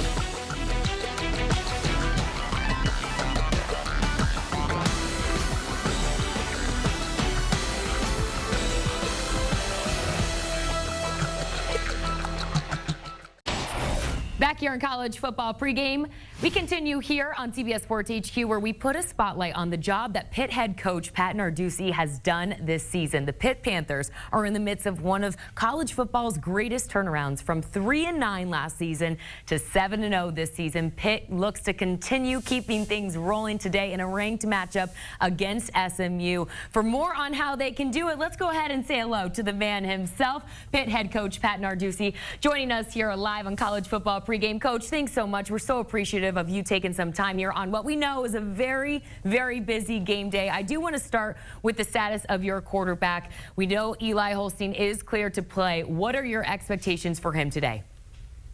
We want him to play Eli Holstein ball. We want him to play like we know he can play. He's been fantastic for us all season. We expect him to go out and play at a high level. Coach, you guys are having an unprecedented season. We haven't seen a start like this until Dan Marino, who was my childhood idol, was there under center for the Pitt Panthers. What's the vibe like around town with this much success? There's got to be an electric atmosphere there around Pittsburgh. You know, Danny, I get up in the morning, it's dark, I get in my car and I drive to the office. And when I go home, if I go home, it's dark out again. So I don't feel a vibe. We're kind of isolated in the Durant's building, and again, working on trying to win football games every week. So, I'm sure our kids feel it on campus in Oakland, but we certainly, we don't feel it as a staff. We're just working on the next win. But it's exciting. I mean, we won a championship in 2021, so this is nothing that we're, not used to. Won 9 games the next year. Just last year was one of those seasons that we just didn't put it all together.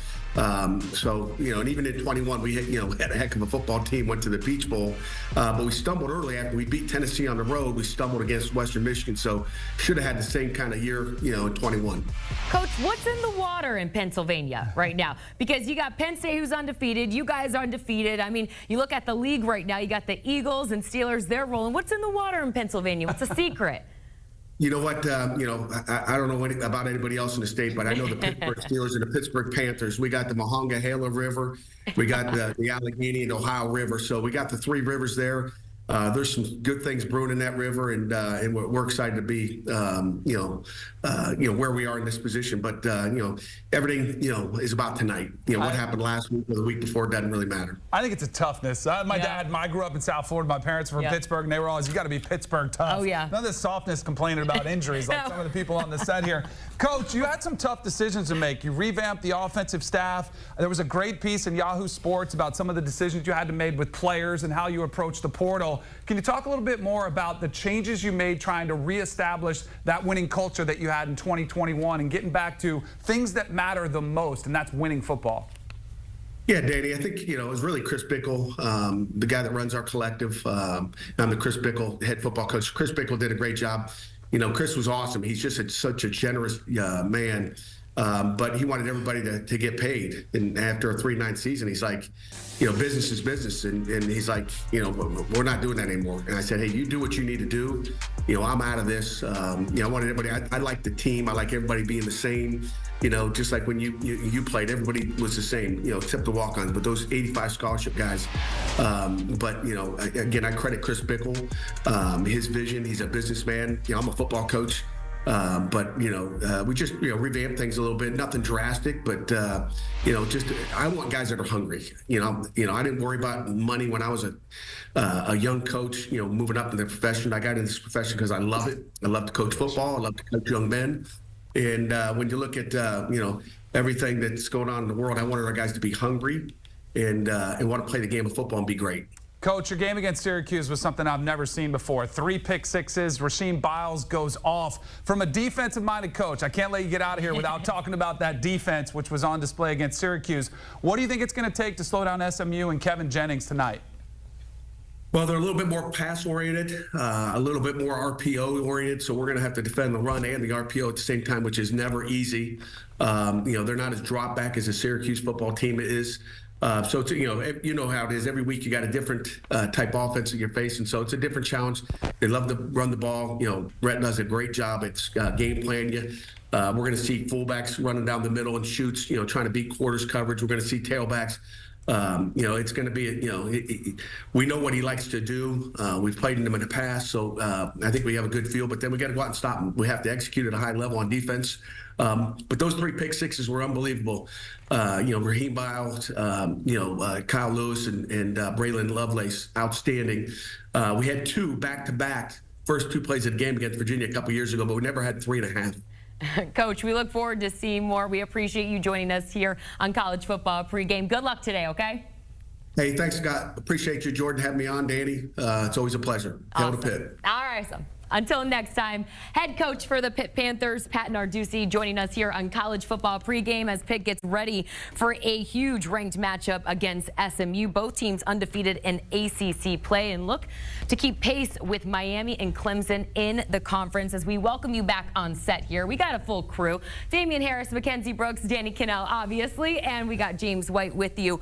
Pitt undefeated, as we discussed. SMU and Clemson, Mackenzie, both with one loss. When it's all said and done, and we look at the ACC standings, we could see a few teams with the same record. So how do we decide who gets into the college football playoff? We go deep into those tiebreakers here. We want to talk about the messiest situation we'd be in. It's SMU winning out, it's Clemson winning out, and it's Miami going undefeated. Now, in that situation, we're really in a pickle because none of them play each other. It's not like these other conferences where you can start with that head-to-head, you know, looking at them head-to-head, seeing who beat who. So now we go down a tier and we go to the strength of your opponent's records here. Now, based off that, if we're in that situation where everybody wins out and takes care of their business, Clemson and Miami, as of right now, do have that edge over SMU, and SMU would be the one who's left out of the playoff. That is up for interpretation as we get closer to playoff. But as of right now, even if SMU does everything they can, there's a chance they don't even make the conference championship.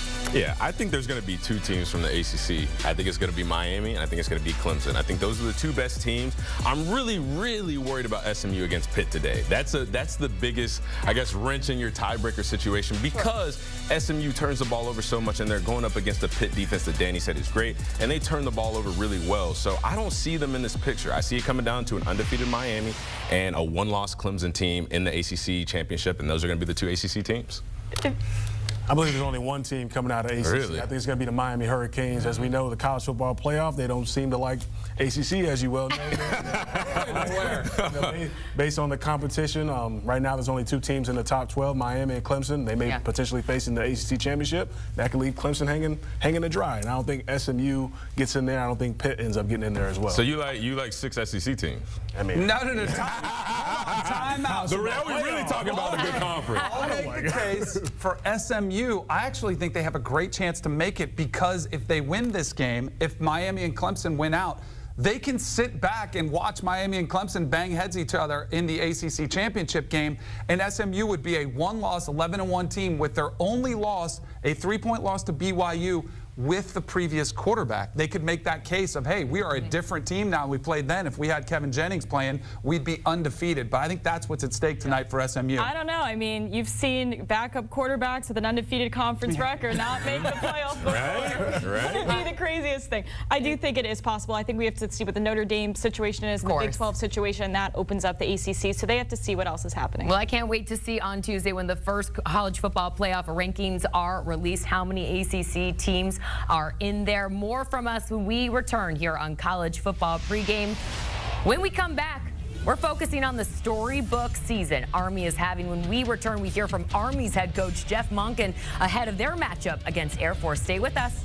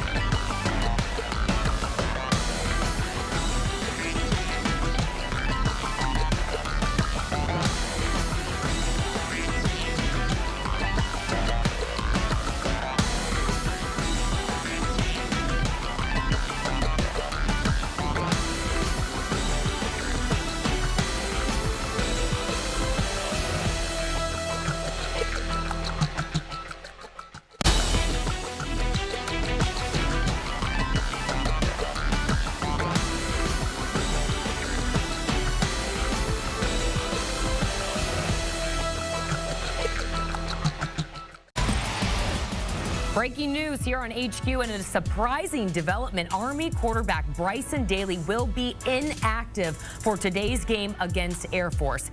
He's out with an undisclosed injury or illness. Daly has been a star for unbeaten Army, leading the nation with 19 rushing touchdowns. So Dwayne Coleman will start in his place when Army and Air Force clash at noon. That game is on CBS. Damien, I'll come to you first of just how big of a hit is this for Army, especially how it affects their run game. Oh, it's huge. I mean, Bryson Daly has been kind of the unsung hero in college football. I mean, when you look at the way he's played, he's the reason why this Army team is undefeated and they're as good as they are right now. I mean, he leads the team in rushing. He's at over 900 rushing yards, 17 touchdowns. He's fourth in the country in total QBR, and he's got 0 turnovers on the season. So when you look at a guy that's that efficient, that plays that well, that high level of football, doesn't turn the ball over, and then you're missing him, that's going to be a huge loss for this Army offense. Danny, your reaction to this? This is huge for all the reasons Damien said, especially in the offense that they run. Right. It's so quarterback dependent on making the right decisions in that option. When they get there, you're always, putting in the belly of the back, and you're trying to read those ends and see who's crashing, and whether you keep it, whether you pitch it, whether you throw it. And this is probably one of those losses. The good news, I guess, for Army is you're playing against Air Force, who's 1-6. You were a 3-touchdown favorite. So, I think they'll be okay. And I was actually, the one thing I was trying to look at was to see the odds movement. How much did the odds Did they move? shift a little bit? I'm trying to find it right now. But this is I think it's you keep working over there. Yeah, exactly. Okay. James, your thoughts on this? Danny hit it right on the head. I was gonna say, Air Force is a 1-6 football team. They struggle to stop the run. They gave up 200 yards plus rushing to Colorado State.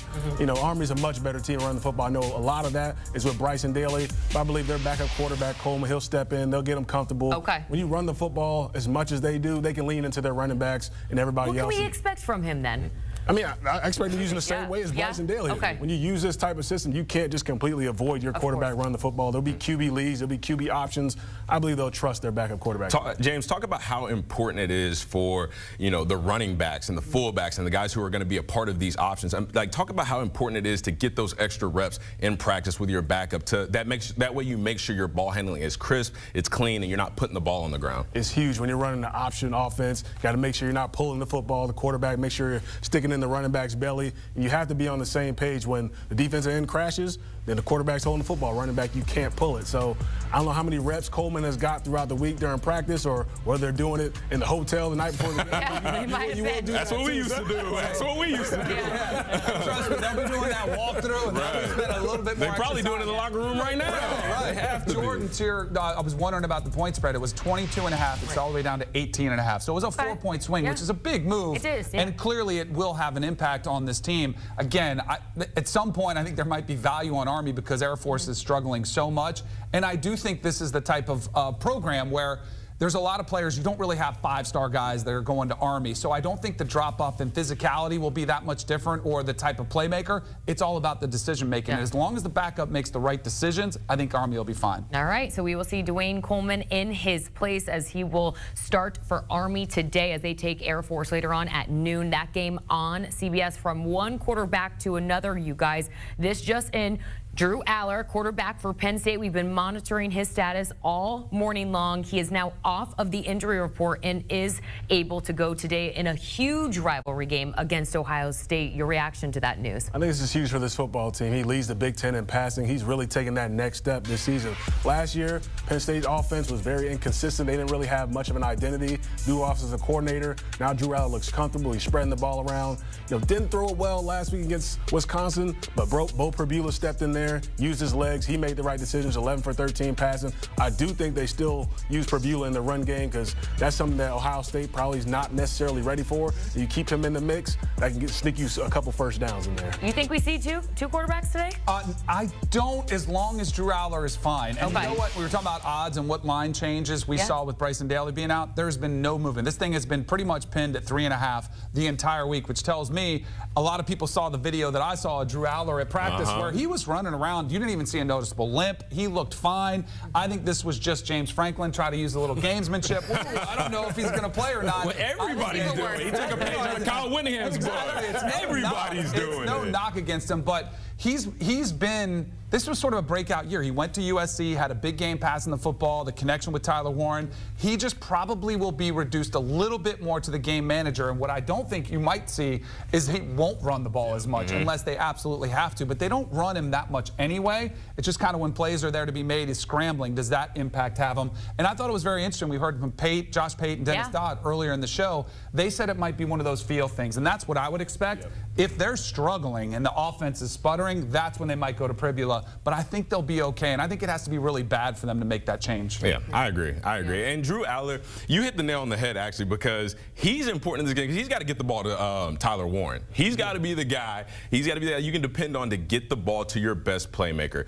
Penn State doesn't have a lot of options at receiver. Like, their guys have not been explosive, but this guy, Tyler Warren, he is a beast. Like, when I watch him play, he kind of reminds me of a little combination of Travis Kelce, a little bit of Gronk in there. I mean, we saw them force feed him the ball against USC, and he's a guy that Andy Kotelnicki and this offensive coaching staff, they need him to get going. So I wouldn't be surprised if we see numbers similar to what we saw, at least in targets, trying to get this guy to the ball, as we saw for Penn State against USC. All right, we will see them today as the countdown to kickoff from Happy Valley continues. We are counting down the minutes to the huge rivalry game in the Big Ten. Ohio State taking on Penn State. Which head coach is going to get it done? Is it going to be Ryan Day, or is it going to be James Franklin? How about the other quarterback, though? Will Howard, he's fired up for this one. Grew up 3 hours from State College. We hear from him next.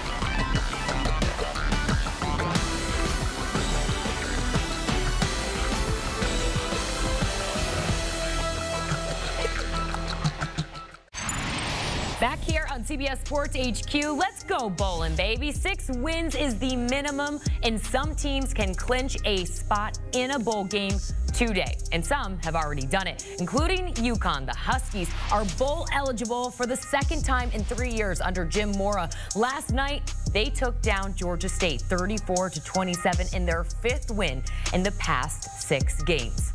Meanwhile, what a magical season it has been for Diego Pavia and Vandy. With a win today over Auburn, Vanderbilt is bowl eligible for the very first time since 2018. It'll be an uphill battle, though. Auburn is 9-0 against Vandy at Jordan-Hare Stadium all time. As for Nebraska, they have exceeded expectations with true freshman quarterback Dylan Raiola. The Huskers can be bowl eligible with a win today over UCLA for the first time since 2016. Nebraska is 5-0 this season against unranked opponents, looking to go 6-0 at 3:30 Eastern.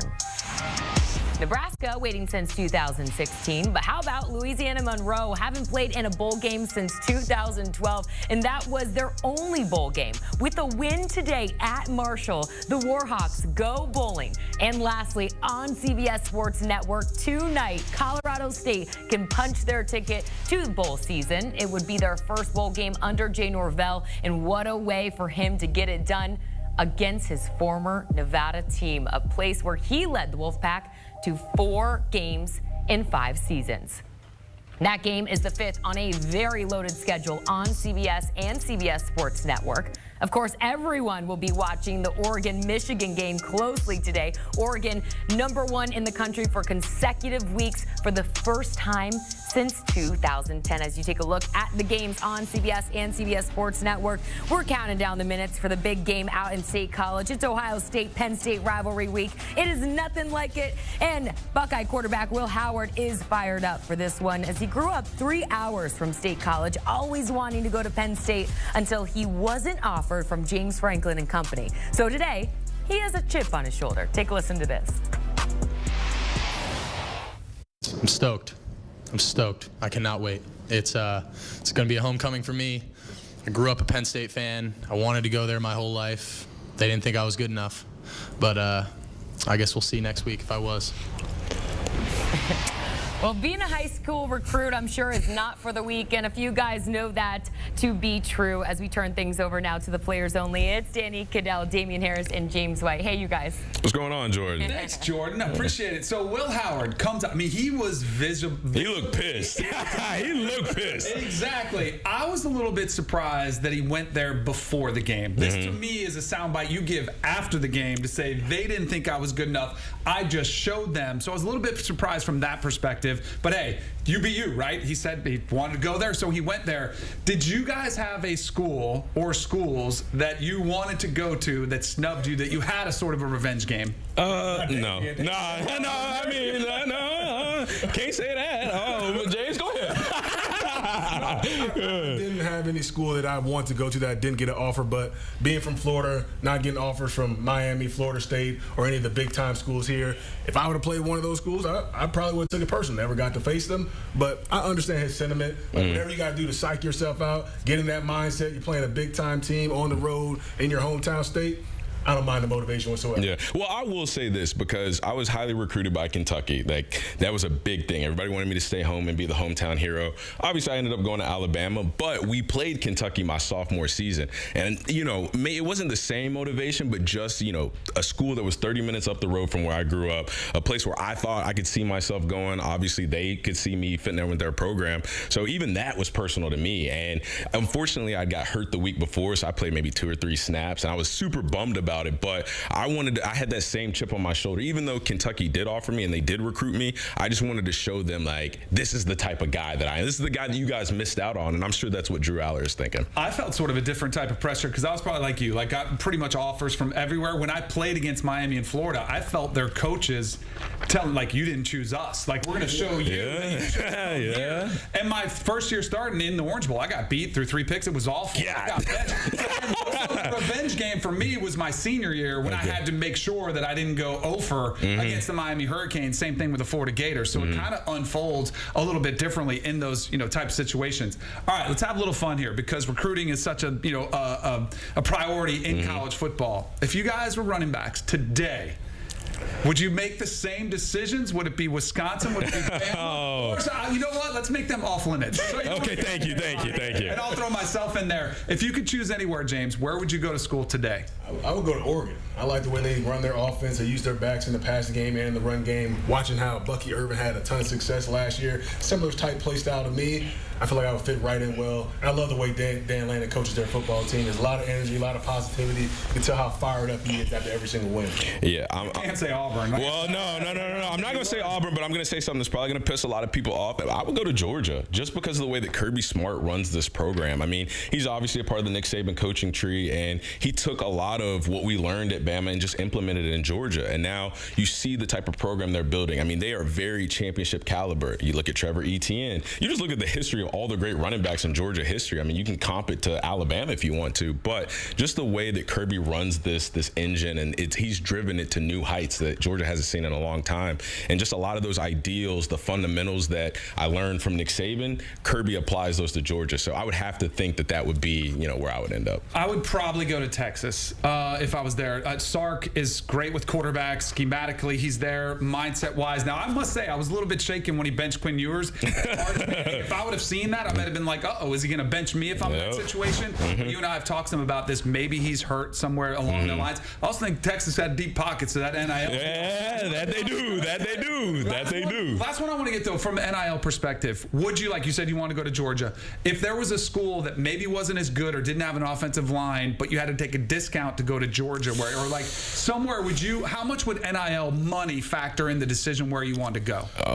Go ahead, James. Go ahead. Pop it off. Depending on how much money it is, obviously with most of the kids they're focused on, depending on how much money it is, it does play a huge factor. But I do think scheme and plays a bigger factor because at the end of the day, most guys, I would assume you're trying to make it to the NFL, so you want to have success. You don't just want to make money, which is great because most guys do not get the opportunity to play in the NFL. So I understand their decision making, but for me, it'd be more about scheme fit. Yeah, so I actually tell you a story. I was training with Devontae Freeman, great running back down in Florida, and it was during free agency. I just got done with the Patriots, and I look at college football, and now it's essentially free agency. You can go wherever you want. You can get paid by whoever you want. And I remember he told me, don't go somewhere just because you think you're going to make more money. If you go somewhere with the right people, somewhere that you fit, where you're the missing piece to the puzzle and vice versa, you'll make that money up in the back end. And so that was something that stuck with me in free agency, and I would hope that if I was a kid in high school or in college right now, I would have somebody in my corner telling me the same thing. Because yes, these kids want to get paid, but it's not just about that. Like the money that these kids are making in college, if you make it to the next level and you're all pro, you're Pro Bowl, you're one of the top guys at your position, this money is nothing compared to that next level money. So I would have to agree with James and go somewhere that really fit me, my personality, my family feel, and schematically where I thought I could be the best. Totally agree. And it's a team sport, right? You need 10 other guys. You need a good offensive line. There could be a place that would pay you a boatload of cash, but then you have an awful offensive line because they couldn't spend there. And all of a sudden, your NFL draft stock comes down. You might be losing. I'd want to compete for a championship. Make sure I'm in the market. Like, you don't want to go there for nothing, for pennies, but you're going to be making good money. And like you said, the NFL at the next level is where you would really make up for it. All right, speaking of making money, I heard there's a party pack parlay. There's always a party. Listen, we didn't get NIL money. We also didn't get league money, so we have to improvise here and make money other ways. All right, our parlay pick of the day with Mackenzie Brooks is on the way. Stay with us.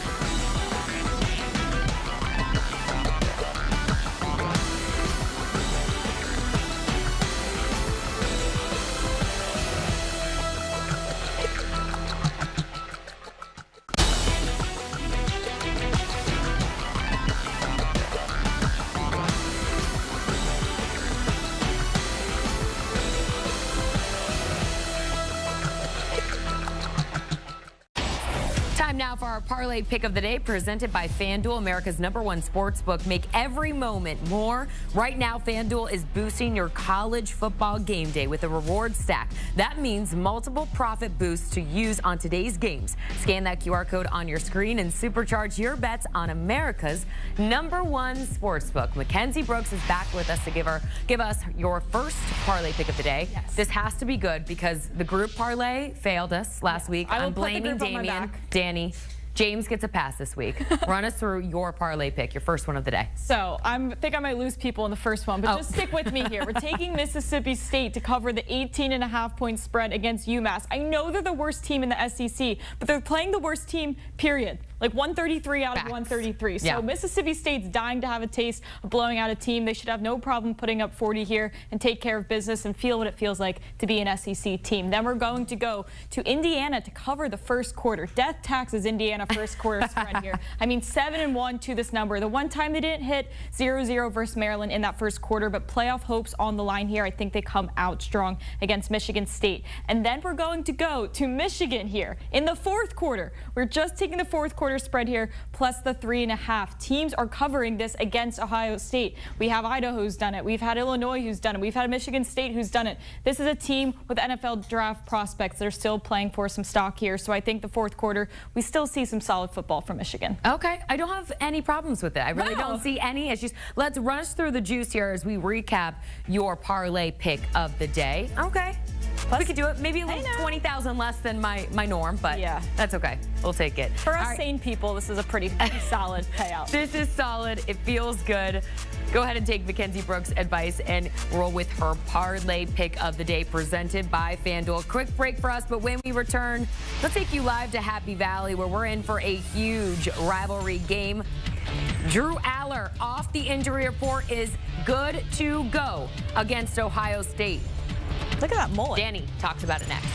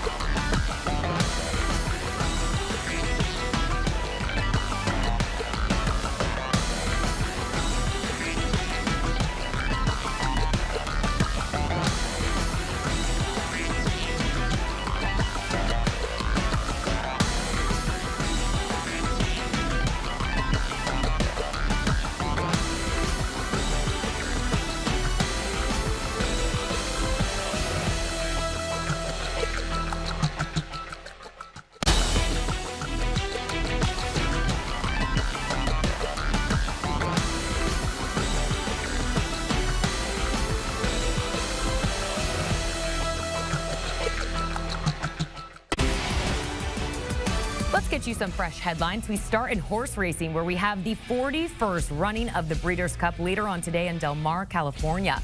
Post time is set for 5:41 Eastern, with this year's race featuring a $7 million purse. City of Troy enters as the odds-on favorite, with Sierra Leone, Forever Young, and Fierceness close behind. In college hoops, five-star combo guard Darren Peterson has committed to Kansas.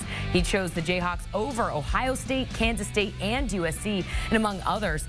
Peterson is ranked number 3 overall in the class of 2025 and is the number 1 combo guard in the entire nation.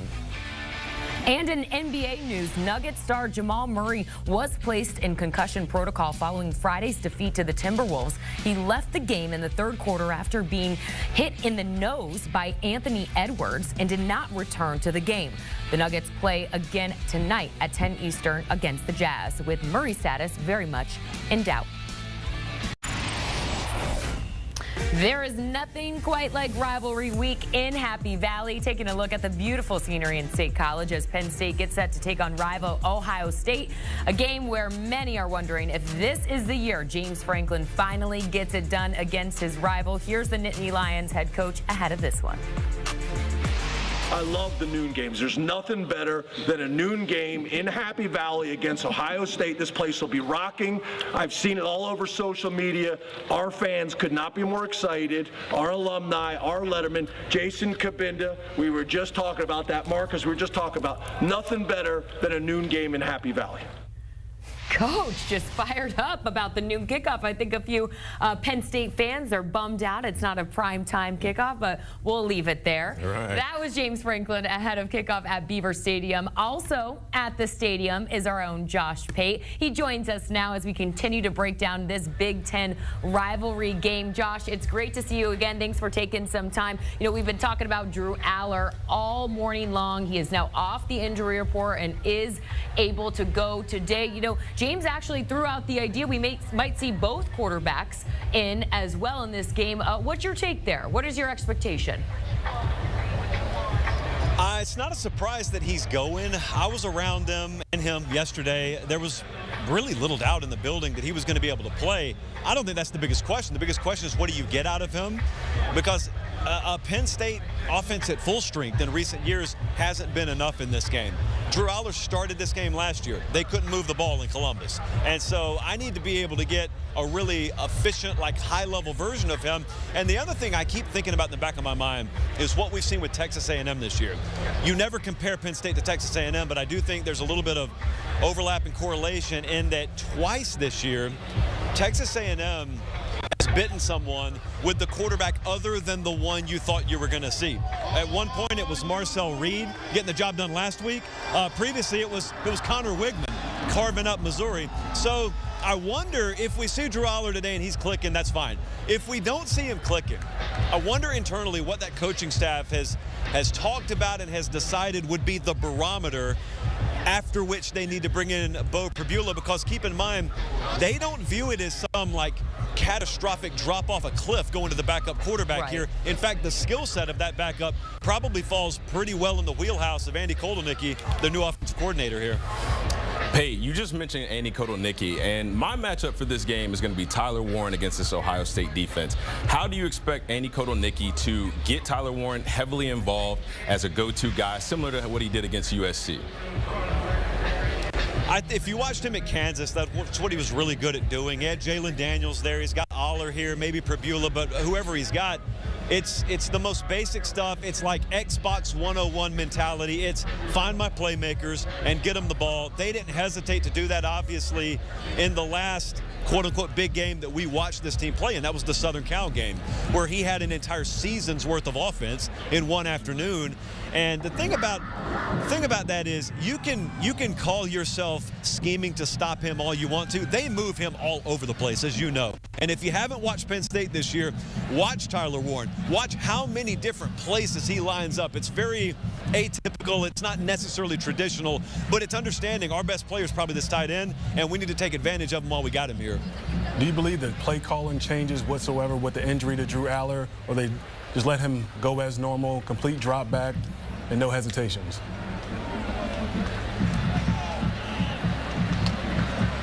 Hey, can you hear us? I couldn't even hear what was said there. And listen, the thing about it is, I mean, everyone said this was supposed to be a big noon kickoff and it was going to be sleepy, and the sun's not going to set for like 9 hours, and I still can't hear in this place, so I don't know what to say. Hey, Pate, I got one for you, because we've talked about the Drew Aller's injury and it's kind of dominated the conversation. I don't know if we're talking enough about Ohio State's offensive line issues. Down a couple left tackles, they're shuffling things along the offensive line. They didn't run the ball really well last week against Nebraska. How concerned should we be about Ohio State's offensive line in the run game? Massively. I talked to a couple of their coaches when they got here, and they'll tell you they're ready to go, and they are. They're hyped up. Everybody's hyped up every week. It's, can you execute? And they were even a little stunned internally with how bad they looked last week on the offensive line. Now, I'm sure they've done everything they can to rectify that. The closer you get to Ohio State, you know there's a little bit of talk about cohesiveness of coaching staff, but also how they're using guys and why can't we run the ball? Well, you can't run the ball because of the fundamental reasons that anyone can't run the ball. You can't create lanes for guys. And the concern is that a one-time deal, or does that carry over? Is that a rest of the season problem? Dude, I think it's the biggest story in this game. I haven't even focused on Aller as much as I focused on that, and then in turn what it does or doesn't allow Ohio State to do offensively, because these are the kinds of games that they have been good enough to take over. Honestly, even if they play their B- or B level game, they can't afford to do that today. It's the same thing we've seen with Bama this year. We saw it with Texas. We've seen it with Ohio State. The usual elite teams, what it means to be a top 5 team this year is not what it normally means. You are not immune to getting bitten by this stuff. There is no flawless team out there. If you're Ohio State, I don't think you're game planning or really scared of anyone except for really Tyler Warren, right? But if you're Penn State, you're game planning for one guy in particular, and that's Jeremiah Smith. What kind of impact do you expect him to have today? I know he's 1 touchdown shy of surpassing Chris Carter's touchdown record from his freshman year. Just talk about Jeremiah Smith and what you expect to see from him, Josh. Penn State went and got 2 transfer portal corners this past cycle, specifically really for this game. Because they're outside of Oregon, there really aren't a lot of receiver rooms that scare you in the Big Ten. Ohio State's room always does, and they've got a couple of guys in there again this year, specifically the one you mentioned, even as a true freshman, that can take over the game. You don't expect to shut him down. You expect, or you hope rather, that your guys and the personnel moves you made in the portal are enough to where he doesn't take over a game on you. The same way we just talked about Tyler Warren. You could copy and paste that language, and you could apply it to Jeremiah Smith. And there have been teams that have found some success throwing the ball on Penn State. The question, the multi-million-dollar question is, are you going to have time? And can you catch the ball and then yards after catch? It's the reason I think Jalen Reed at safety is such an important player today for Penn State. He excels in tackling and preventing yards after catch. That's the way Ohio State beat Nebraska last week. Got outplayed for large portions of the game, but they broke a couple of big explosives. Jeremiah Smith's probably the difference in that vein one way or the other today. Okay, Pate, I've got one last question before we get your pick on the game. We've talked a lot about Ryan Day and James Franklin. How much pressure is on Chip Kelly, offensive coordinator at Ohio State, to get more production, whether it be in the running game, whether it be finding guys to get the ball to outside of Jeremiah Smith? How much pressure is on Chip Kelly for this offense to have a big day today? It is a pressure game, man. There's pressure on like 10 different guys here. I think specifically, if I heard you right, I think you're talking about not only the head coaches here, but maybe coordinator level as well. We just mentioned Penn State went to the portal to get corners for games like this. Ohio State went to Chip Kelly for games like this. And I know it may be fair or unfair. You're paid several $1 million a year to do this. This is what it comes down to. These are the games you're remembered due to or because of. So pressure, it's tough, but it's fair. Hey, thanks so much for joining us here in College Football Pregame. Enjoy some of the reps. I see receivers taking some reps behind you. I saw number 4 taking off there. It's going to be fun to watch Jeremiah Smith in this rivalry game. You guys, let's go ahead now and take it to West Point, where our own Ross Tucker is joining us live for more ahead of Army's undefeated season as they welcome Air Force today. Noon kickoff on CBS. Ross, it's great to see you. Let's start with the biggest news of the day, and that's Bryson Daly out for today's game for Army. Your thoughts? And future leaders for our nation. Well, it's obviously gigantic news. You're talking about a guy that already has a school record 19 rushing touchdowns in 7 games at Army. I mean, if you have the rushing touchdown record for a season at Army, you are doing something. And he did it in 7 games. He has 6 straight games over 100 yards rushing. He's the AAC Player of the Week the last 3 games, the last 3 weeks. So it is huge news for this gigantic rivalry game against Air Force. They're going to go with the junior, Dwayne Coleman. He's played in 4 ball games this year. He has not started, but because Army's been blowing people out, he has had a chance to get a decent amount of playing time and has led them on some scoring drives. What changes with this news then, Ross, to this wishbone offense? What are you expecting? Our safety procedures and personnel are in place to ensure that your experience today is... Well, I think the biggest thing is that Dwayne Coleman is listed at 5'10", 180 pounds, okay? Bryson Daly is a 6'1", 225-pound sledgehammer. All right, they are different runners. You know, there's a reason why Daly was getting over 30 carries in a lot of these games. I don't think that's going to be the case with Dwayne Coleman. He can still operate the offense. He's got some pretty good wheels himself, maybe a little bit even more agile than Daly, but the defense is going to know that they are not going to get as much of a volume of quarterback runs. So some of the other guys, Noah Short and Hayden Reed at slot back, Kanye Udo at fullback, they're going to have to raise their level knowing that their quarterback, number 13, Bryson Daly, is out.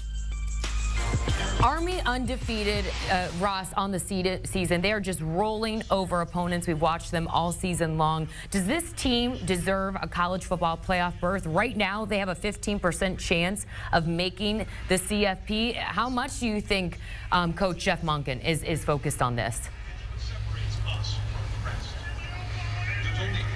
Well, listen, he's like any coach. All he cares about is Air Force, especially when you know what's on the line. The Commander-in-Chief's trophy, they win this one, they beat Navy, they get to go to the White House. That is the championship that these players for both these teams talk about. That said, I think they are generally aware of the possibilities that might be out there down the line. The thing is, their toughest part of their schedule is coming now, right? Air Force. They got to play at North Texas. They got to play Notre Dame. They're going to play Navy at least once, maybe twice. So I think we're going to find out a lot more about this Army team here in November, especially depending on how long their quarterback, Bryson Daly, might be out. All right, Ross joining us here live on CBS Sports HQ as we break down the latest news for Army. They will be without their starting quarterback, Bryson Daly, in this game against Air Force. Thanks so much, Ross, for taking the time. We appreciate it. Let's go ahead and get you a live look as the Fighting Illini are warming up ahead of their game. Big showdown against Minnesota later on today. I know Tom Fornelli is just fired up for this one. Right, Danny? Sure, he's got his scarf on for sure. He definitely does. His scarf. I need a live look on Tom Fornelli right about now. Don't go anywhere. More to come here on CBS Sports HQ. We're taking you live to Ann Arbor next with their Oregon Ducks led by Dylan Gabriel. That guy right there looked to pick up where they left off last time they were at the Big House. That's next.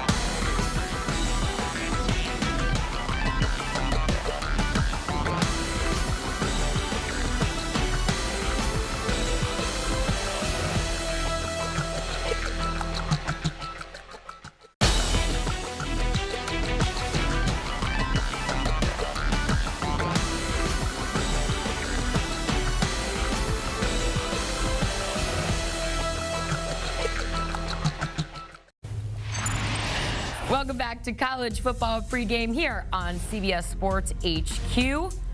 Later on today on CBS, or you could stream on Paramount Plus, we have a double header for you. Air Force at number 21, undefeated Army without Bryson Daly. And Oregon at Michigan. All eyes will be on that game as we welcome you back on our set here. Jordan Giorgio, Damien Harris, Danny Kanell, and James White are with you. We can't help but take a trip down memory lane ahead of our Big Ten game of the week out in Ann Arbor between Michigan and Oregon. Fans of the Oregon Ducks have plenty of positive memories from the last time their football team visited Michigan Stadium. You remember it, 2007. Oregon quarterback Dennis Dixon ran untouched into the end zone on a fake Statue of Liberty play, perfectly executing the trick play as Oregon went on to win it 39-7. They now return to the Big House for the first time since that game. And again, this time around, showing no signs of slowing down. You're laughing over there like, what? It's 1927. This is like some film Bill Belichick used to show us in old Notre Dame versus Navy games. Like, what is helmets? No, that was an incredible play, and that was like right in the like the heyday of the Chip Kelly Oregon squad when they were on the scene and playing for national championships. That was an unbelievable play. How many times have you seen that like perfectly executed? I've never seen a fake. I've never seen a fake Statue of Liberty. Yeah. That's the only time I've seen that play. So that was pretty clever. Okay, maybe we see another one. Who knows? Maybe they pull out all the bags of tricks today. Well, Oregon makes its return to the Big House, but so does our 24/7 sports crew as we turn things over to Emily Proud and company. Emily, you have all spent quite some time in Ann Arbor this season, and you're getting used to finding your way around, I assume? Definitely. I will say it's a little bit colder here than it was the last time when we were here with BMAC in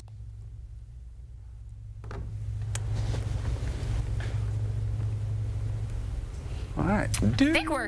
I think we're having some technical difficulty. Maybe it's all the cold. Right. Who knows? Temperatures dropping. Chip is like a little dramatic with the parka coat there. He sent me a video this morning that the tent that they're under, I know because we were there earlier. Yeah, what's going on there? It froze overnight, the top, but then as the sun comes up, it's melting it, and so there's melted water like dripping on the set. So I don't know if that's what happened. I mean, the sun's out. I mean, come on. Yeah. You got to stop whining about the weather. I know. Meanwhile, we're in South Florida here just sweating in the studio, so I can't even imagine. I think we forget it actually is November. No, like, winter is coming. This is true. This is true. It's going to be fun there out in Ann Arbor. Okay, while we wait to get things situated for Emily Proud and company, you guys, Oregon right now really controls its own destiny. They are entering this final stretch. What is their path to the Big Ten championship game, which we will be at on CBS this year? Yes, we will. Well, it starts with going 1-0 this week. Yeah. I mean, they're playing a team that does not stack up with them from a talent standpoint. I mean, Michigan's game is the trenches. It's their defensive line. It's their seasoned veteran offensive line, their front seven on defense. Oregon is more of a speed and finesse kind of team with a little bit of that physicality matched up in the trenches. So to me, Oregon just has to play their game. Dylan Gabriel has to stay on the trajectory that he's been, being super comfortable in Will Stein's offense. If they do that, if they play good defense, which we've seen from them game after game after game, I think they should have no problem against this Michigan team. I don't think they will either, but there's something about it where it seems too easy, right? Right. It seems too good to be true. No problem. I do think this will be interesting because Michigan, this all of a sudden of a season that's fallen short of expectations, right? They were in the national championship, win it last year, a lot of changeover. They thought they'd be more competitive than 5-3. They thought they wouldn't have the quarterback issues they have, and everyone's kind of cast them aside. But this is an opportunity for them to salvage everything with a win against a team that's the #1 ranked team in the country. Now it's going to be a little bit trickier because their best player, maybe on the whole team, and Will Johnson is out for this. He's All-American, cornerback. That's going to make it a little bit more challenging. But they have to make this a fist fight. That's what they have to do is say it's going to be ugly. We're going to force the ball to our running backs. We don't care if you have 8 or 9 guys. We don't care if we get 2 or 3 yards a rush. We're going to keep our quarterbacks in good situations and see if we can slow this game down and keep it away from Dylan Gabriel and those weapons. And that's the challenge that Michigan presents for Oregon. They will run the football 50-plus times if they need to. They don't care. Sharon Moore is the former offensive line coach. He's going to stick behind his offensive lineman and run the football like they did against USC early in the season. Now, we know USC isn't the team like how Oregon is. They aren't the team we thought they were early on in the season, but they will be committed to this run game. Oregon can be physical. They just have to stand up to them today. And you bring up a great point because in that game against against USC. If you remember Lincoln Riley after the game, he said, we were great against the run for 43 plays. I think they ran it 48 times. He's like, there were just 3 or 4 plays where we didn't tackle, and all of a sudden they had a couple big runs. That's your nightmare if you're Oregon and Dan Lanning. You got to say every single play, you've got to wrap up, make sure you get them down because they're coming at you every single time. It's just, that's what they hope for too, is that one run that pops out all of a sudden, because when they do have 8 or 9 guys in the box, you guys know this, they come down. All you got to do is make one guy miss, and then there's nobody else, and it's a lot of tackle. Let's dive deeper into Michigan's offensive plan, specifically at the quarterback position, okay? Because after Jack Tuttle did retire, we're seeing both quarterbacks Michigan using, and Jerome Moore and Davis Warren and Alex Orji. Danny, I'll come to you on this one, QB to QB. What should their plan really be at quarterback? It's going to be gross. Like, it's been all year. Hard to watch Michigan's offense all season long, but make it gross. Embrace it. I think the only reason they're saying that they're going to play Alex Orji is he's going to be more of a run game quarterback, maybe a wildcat like he did last year with J.J. McCarthy, and they'll have Davis Warren make sure you don't turn the ball over, which is why he was benched in the first place. So hopefully he learned from his mistakes, but I think they're going to be, and it's managing the game. Like, I'm sure there's a lot of check with me runs where you're running away from safeties, running to a bubble to get the best matchups. Those types of little decisions that nobody probably notices will be more integral from the quarterback standpoint. All right, let's get into the other quarterback we'll see. Oregon quarterback Dillon Gabriel. He's just rolling. And we talk a lot about his path to the Heisman Trophy. Is his path only to win out? And it's his, in your opinion? I do believe so. Yeah. I mean, this is going to be a great opportunity today. Michigan has a banged-up secondary, missing their #1 corner, even their #2 corner. So stretch the field, Tez Johnson, Evan Stewart, do it as much as possible. They have a good defense in front of Michigan. They can get to you, but let it fly. They're struggling in that back end. So for Dillon Gabriel, just continue to play, do what you're doing, continue to lead this football team. And he's done it in the biggest moment so far. And the rest of the season, I would say the rest of their matchups, they're going to be favored in every single one. So don't play down to your opponent. Just live up to those expectations. Yeah, I agree. And I think that if Oregon wins out, the Heisman is going to Dillon Gabriel. He was the preseason favorite. He's played more college football than almost anybody, so he has the lifetime stats and the numbers, whether it be starts, passing yards, touchdowns. Like, this is a guy, this is a story that the Heisman voters want to see a guy win, especially that he was their preseason favorite. So I really think as long as Oregon takes care of business, Dillon Gabriel is going to be Dillon Gabriel. I don't really see any challenges in his schedule, whether it be starting today against Michigan. I don't see any defenses that pose an issue to stop or slow down Dillon Gabriel, but it's going to come down to their defense. Because kind of like what we're talking about with this Michigan game, if Michigan makes this a fist fight, and then let's say we're in the fourth quarter and Oregon stacks the box, they've got 8, 9 guys in the box, and Kanell Mullins breaks that really long run, like, that hurts Dillon Gabriel's chances of winning the Heisman, because then you're in a situation of like, oh, did we win? Do we lose? Do we have the style points? Then you got a guy like Cam Ward at Miami who's just absolutely lighting it up. So the best chance for Dillon Gabriel to win the Heisman and to make the Big Ten championship, get themselves in the CFP playoff, is just to keep doing what they've been doing. Keep going 1-0 each and every week. Keep playing your game offensively. Keep being physical in the trenches defensively, and just keep being the Oregon team that we've seen them grow into over the course of the season. Do you know your boy here at one time was a Heisman favorite? Kid you not. I'm not surprised. Talk about it now. Talk about it. We were the #1 team in the country. I had the highest completion percentage, same as Dillon Gabriel. I was up there over 75%. And we lost to Virginia on Thursday night on a national stage. And I didn't play great, but we lost. If I wouldn't have played great and we won, I think I still would have had a chance. Absolutely. Like, that's, to me, like, it's just holding serve. Like, you don't want to lose the trophy today. And I don't even think Dillon Gabriel's worried about that. But from that perspective, you want to have a clean game, and you want to make sure you win the game. Because I don't think a Heisman moment, I hope it doesn't. If you're an Oregon fan, you're not thinking it comes today. If it does, that'd be a great thing, like to have a fourth quarter drive that wins the game. But you just want to make sure your team wins, because I think that's most important for Dillon Gabriel. When you're the leader, they want to see you falter. And if you do, they'll drop you all the way to the bottom of the list. So I think for Dillon Gabriel, that's what he needs to do. Whatever it takes to win the game. If he only has 1 touchdown, 2 touchdowns, it's not a big deal. You just have to win. All right, sounds good. Let's stay here in the Big Ten. Switch gears to Indiana. Undefeated Hoosiers are getting their quarterback back in Curtis Rook. We know that he was out with a thumb injury. He had a minor surgery, and he is ready to go today. I see you pulling up the football. Are you going to go little demonstration here? What is that?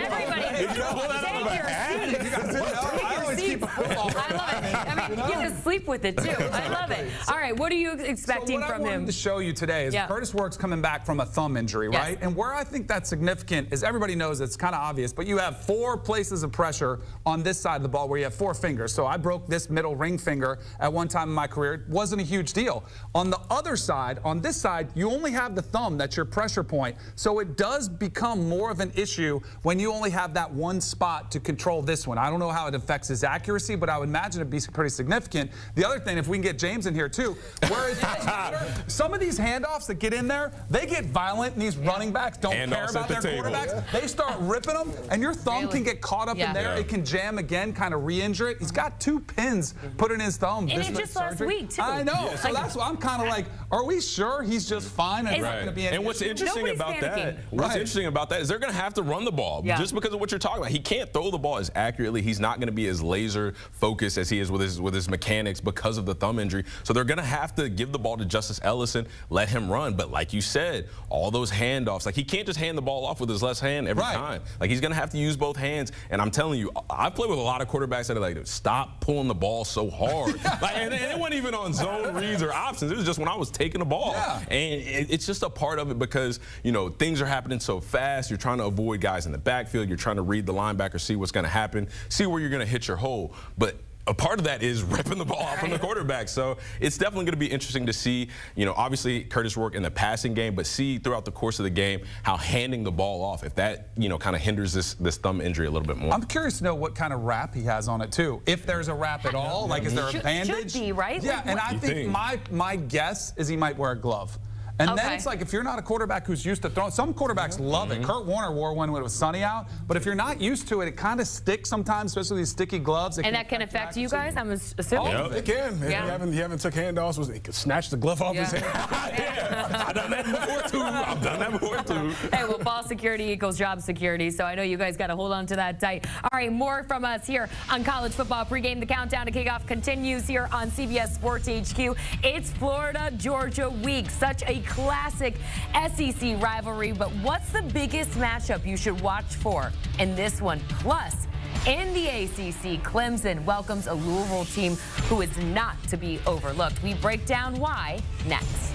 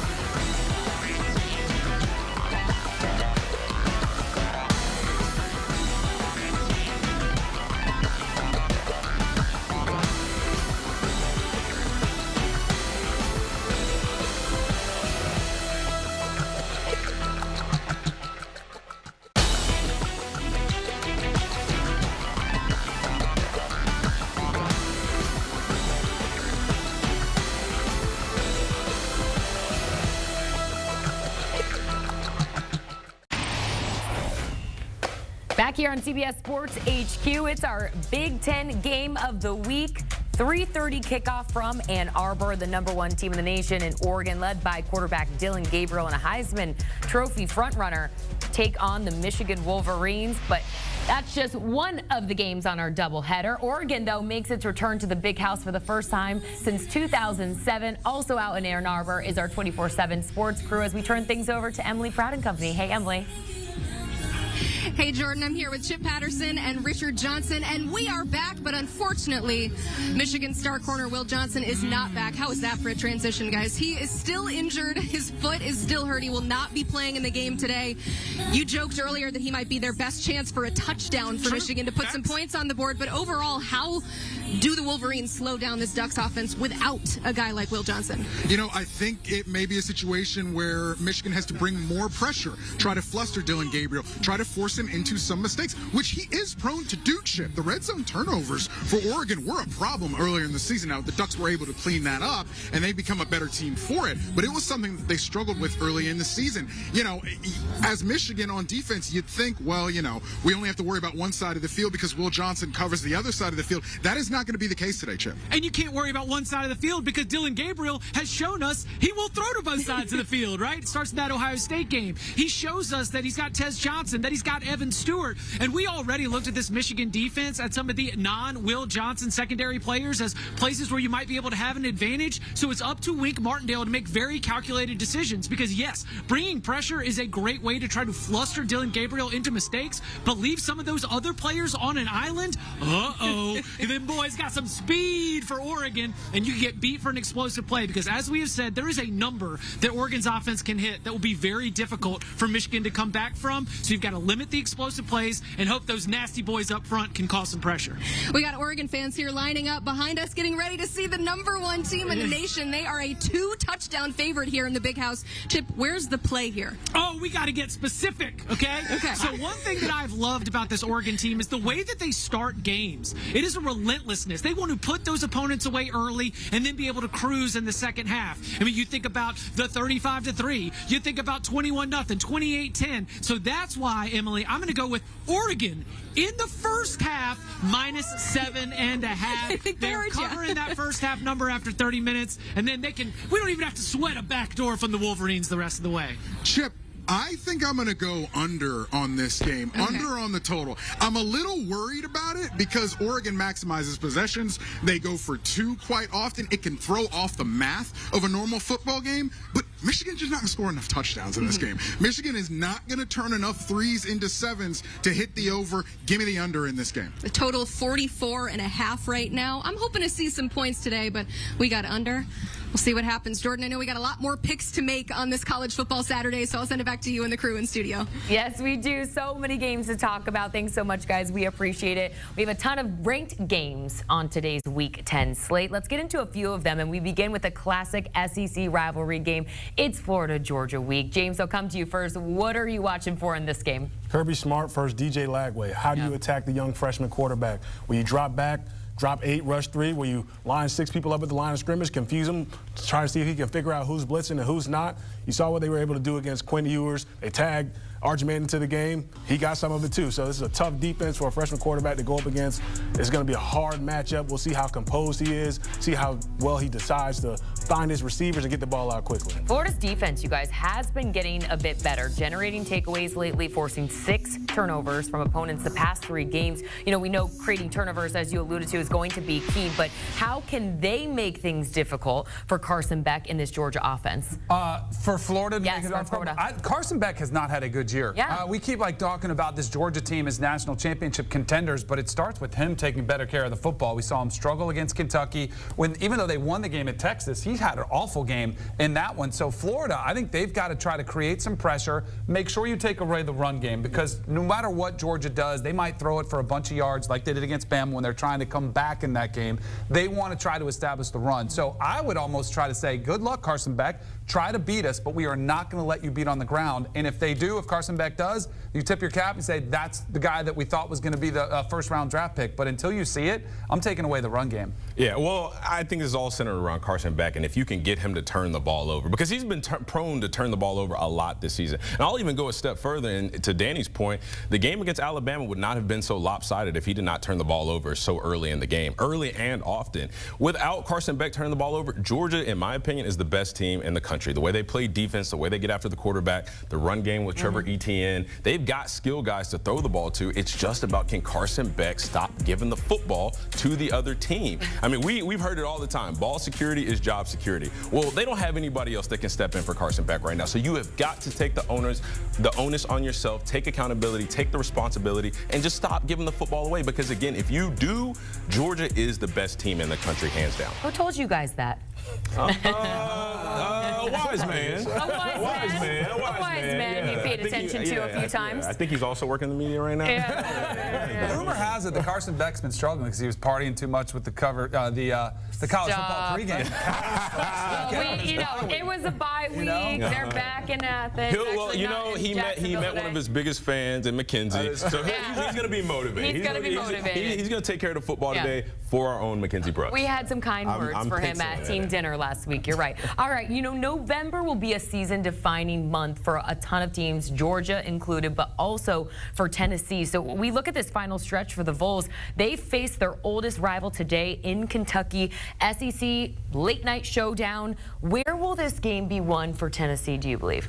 Nico's got to be more accurate. Yeah. And that's my biggest concern for Tennessee moving forward, because they definitely still have the opportunity to get in the college football playoff. But my question is, can Nico develop accuracy in time? Does he have enough time left, whether it be the regular season? We know they're probably not going to get to the SEC championship. Hopefully you get to the CFP playoff, but is that enough time for Nico? He is a really, really young guy. He doesn't have a ton of starts under his belt, so it's kind of expected for him to deal with some accuracy issues and some things like that. But when you're on a CFP contending team, a team that wants to climb the ranks of the SEC, you've got to have a quarterback that can put the ball in the money, get it in the hands of his receivers. I mean, how many missed deep balls did he miss against Alabama? A lot. I mean, the game would have been way more lopsided had he hit some of those first half deep balls. So for me, it's all about, can Nico be more accurate and really take control? Because I feel like even though Nico is the quarterback and the leader of this offense, I don't feel like he has full control of this offense. And I think that some of his problems with his accuracy is what's kind of hindering him from fully just taking over the reins. I think so too. As much as we talk about Nico, I just wanted to highlight Dylan Sampson, who's the best back in the SEC right now. And Josh Heupel gets so much talk about the offense and the prolific numbers you put up at quarterback. They're a run-centric offense. They really do want to establish it, and that's what everything keys off of. Then the passes come open, and typically they hit those big plays. But I think it all starts with Dylan Sampson to getting the run game going. And then for Kentucky, James, I don't know what team's going to show up, because at times they're the same team that held Georgia to 13 points and to the final minute look average. But then they were awful against South Carolina and got run. Same thing against Florida. And they beat Ole Miss. So what version of Kentucky are you going to get, I think, matters. For Kentucky, they're battling injuries. They're missing 5 starters on defense. So if you're Tennessee, you have to get back to being that consistent, explosive offense. You're used to seeing them spread the field, get from sideline to sideline, use every blade of the grass, gashing guys in the run game, stretching vertical. And Nico has to be more accurate. I think altogether, they just have to come together and play well as a team. And this is a great game to get back on track. You're facing a wounded team on defense. Get out here and make some explosive plays. Don't turn the football over. And for Nico, just be consistent. I think that's the most important thing for a quarterback. You don't have to do too much. Play within yourself and get the ball to all your playmakers. Yeah, that's a great point. It could be a get-right game. All right, let's pivot here now to the ACC. Number 11, Clemson welcomes a Louisville team that Dabo Swinney, Danny, knows not to overlook. No, he doesn't. This is a game where Clemson has everything right in front of them. They've been bouncing back, but this is a tricky one for them. Louisville is probably better than their record says they are. All 3 of their losses have been one-possession games, and they're more than capable of putting up points against Clemson. I think Clemson's key for them, similar to a lot of the teams we talked about, the offensive line. They brought in Matt Luke as a new coach to run that offensive line. They've been so improved. And Phil Maffa is, again, one of the better backs in the country. Cade Klubnik gets a lot of the credit. They've hit the deep passes. but they want to be physical as well, and I think they have established that physicality early in the game. Their trend has been to come out the gates firing. They need to make sure they don't let Louisville linger around the second half. Yeah, I want to echo Danny's point because this Louisville team is very dangerous, and all 3 of those one-score losses that they have were all against teams that could potentially be in the college football playoff. So if you're Louisville, you have to be looking at yourself like we kind of gave the season away. We gave our opportunity at the ACC championship away. We gave our chance at a CFP playoff berth. We gave that away. So what better way to vindicate your season than to go into Death Valley and pull off an upset against Clemson? I think that makes Louisville very, very dangerous today. Most definitely, and not to be overlooked. All right, you guys get more college football talk from Danny, who's on the Cover 3 podcast, Chip Patterson, Tom Fornelli, Bud Elliott, Mackenzie, myself sometimes makes an appearance. You can scan that QR code on your screen and watch or listen wherever you get your podcasts.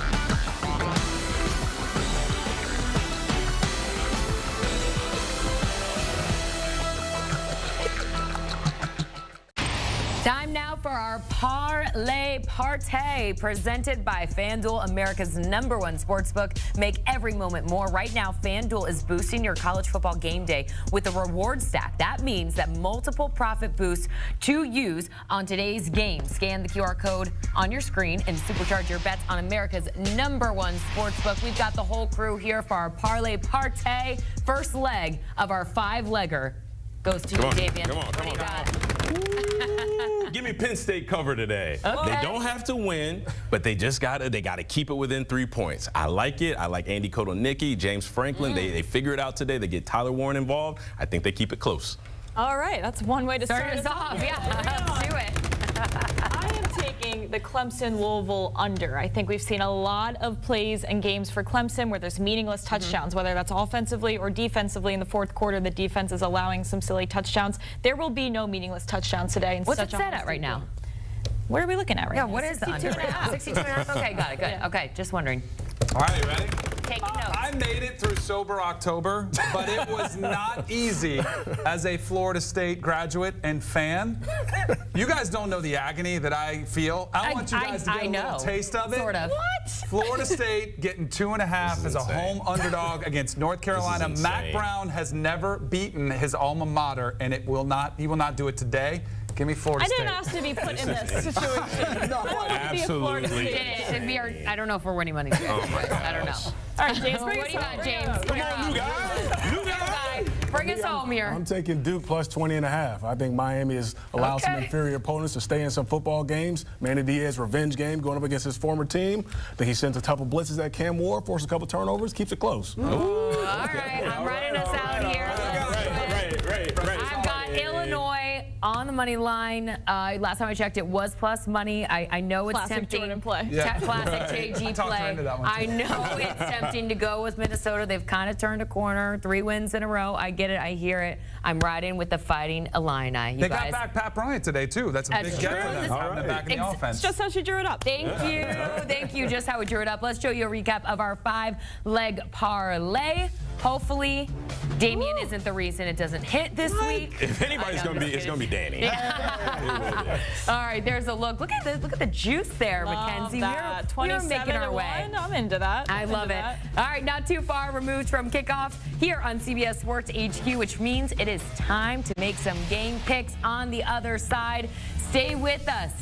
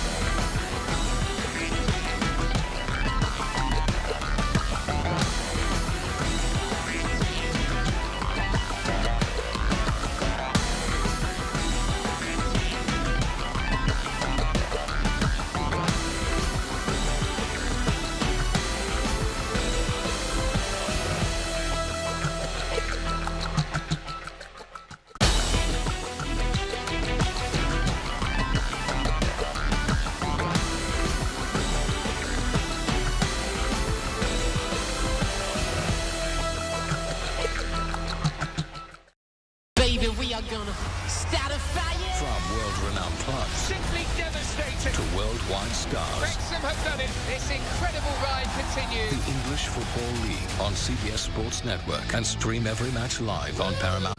When we found you, you were nothing. We have given you everything. This is a role that you were born to play.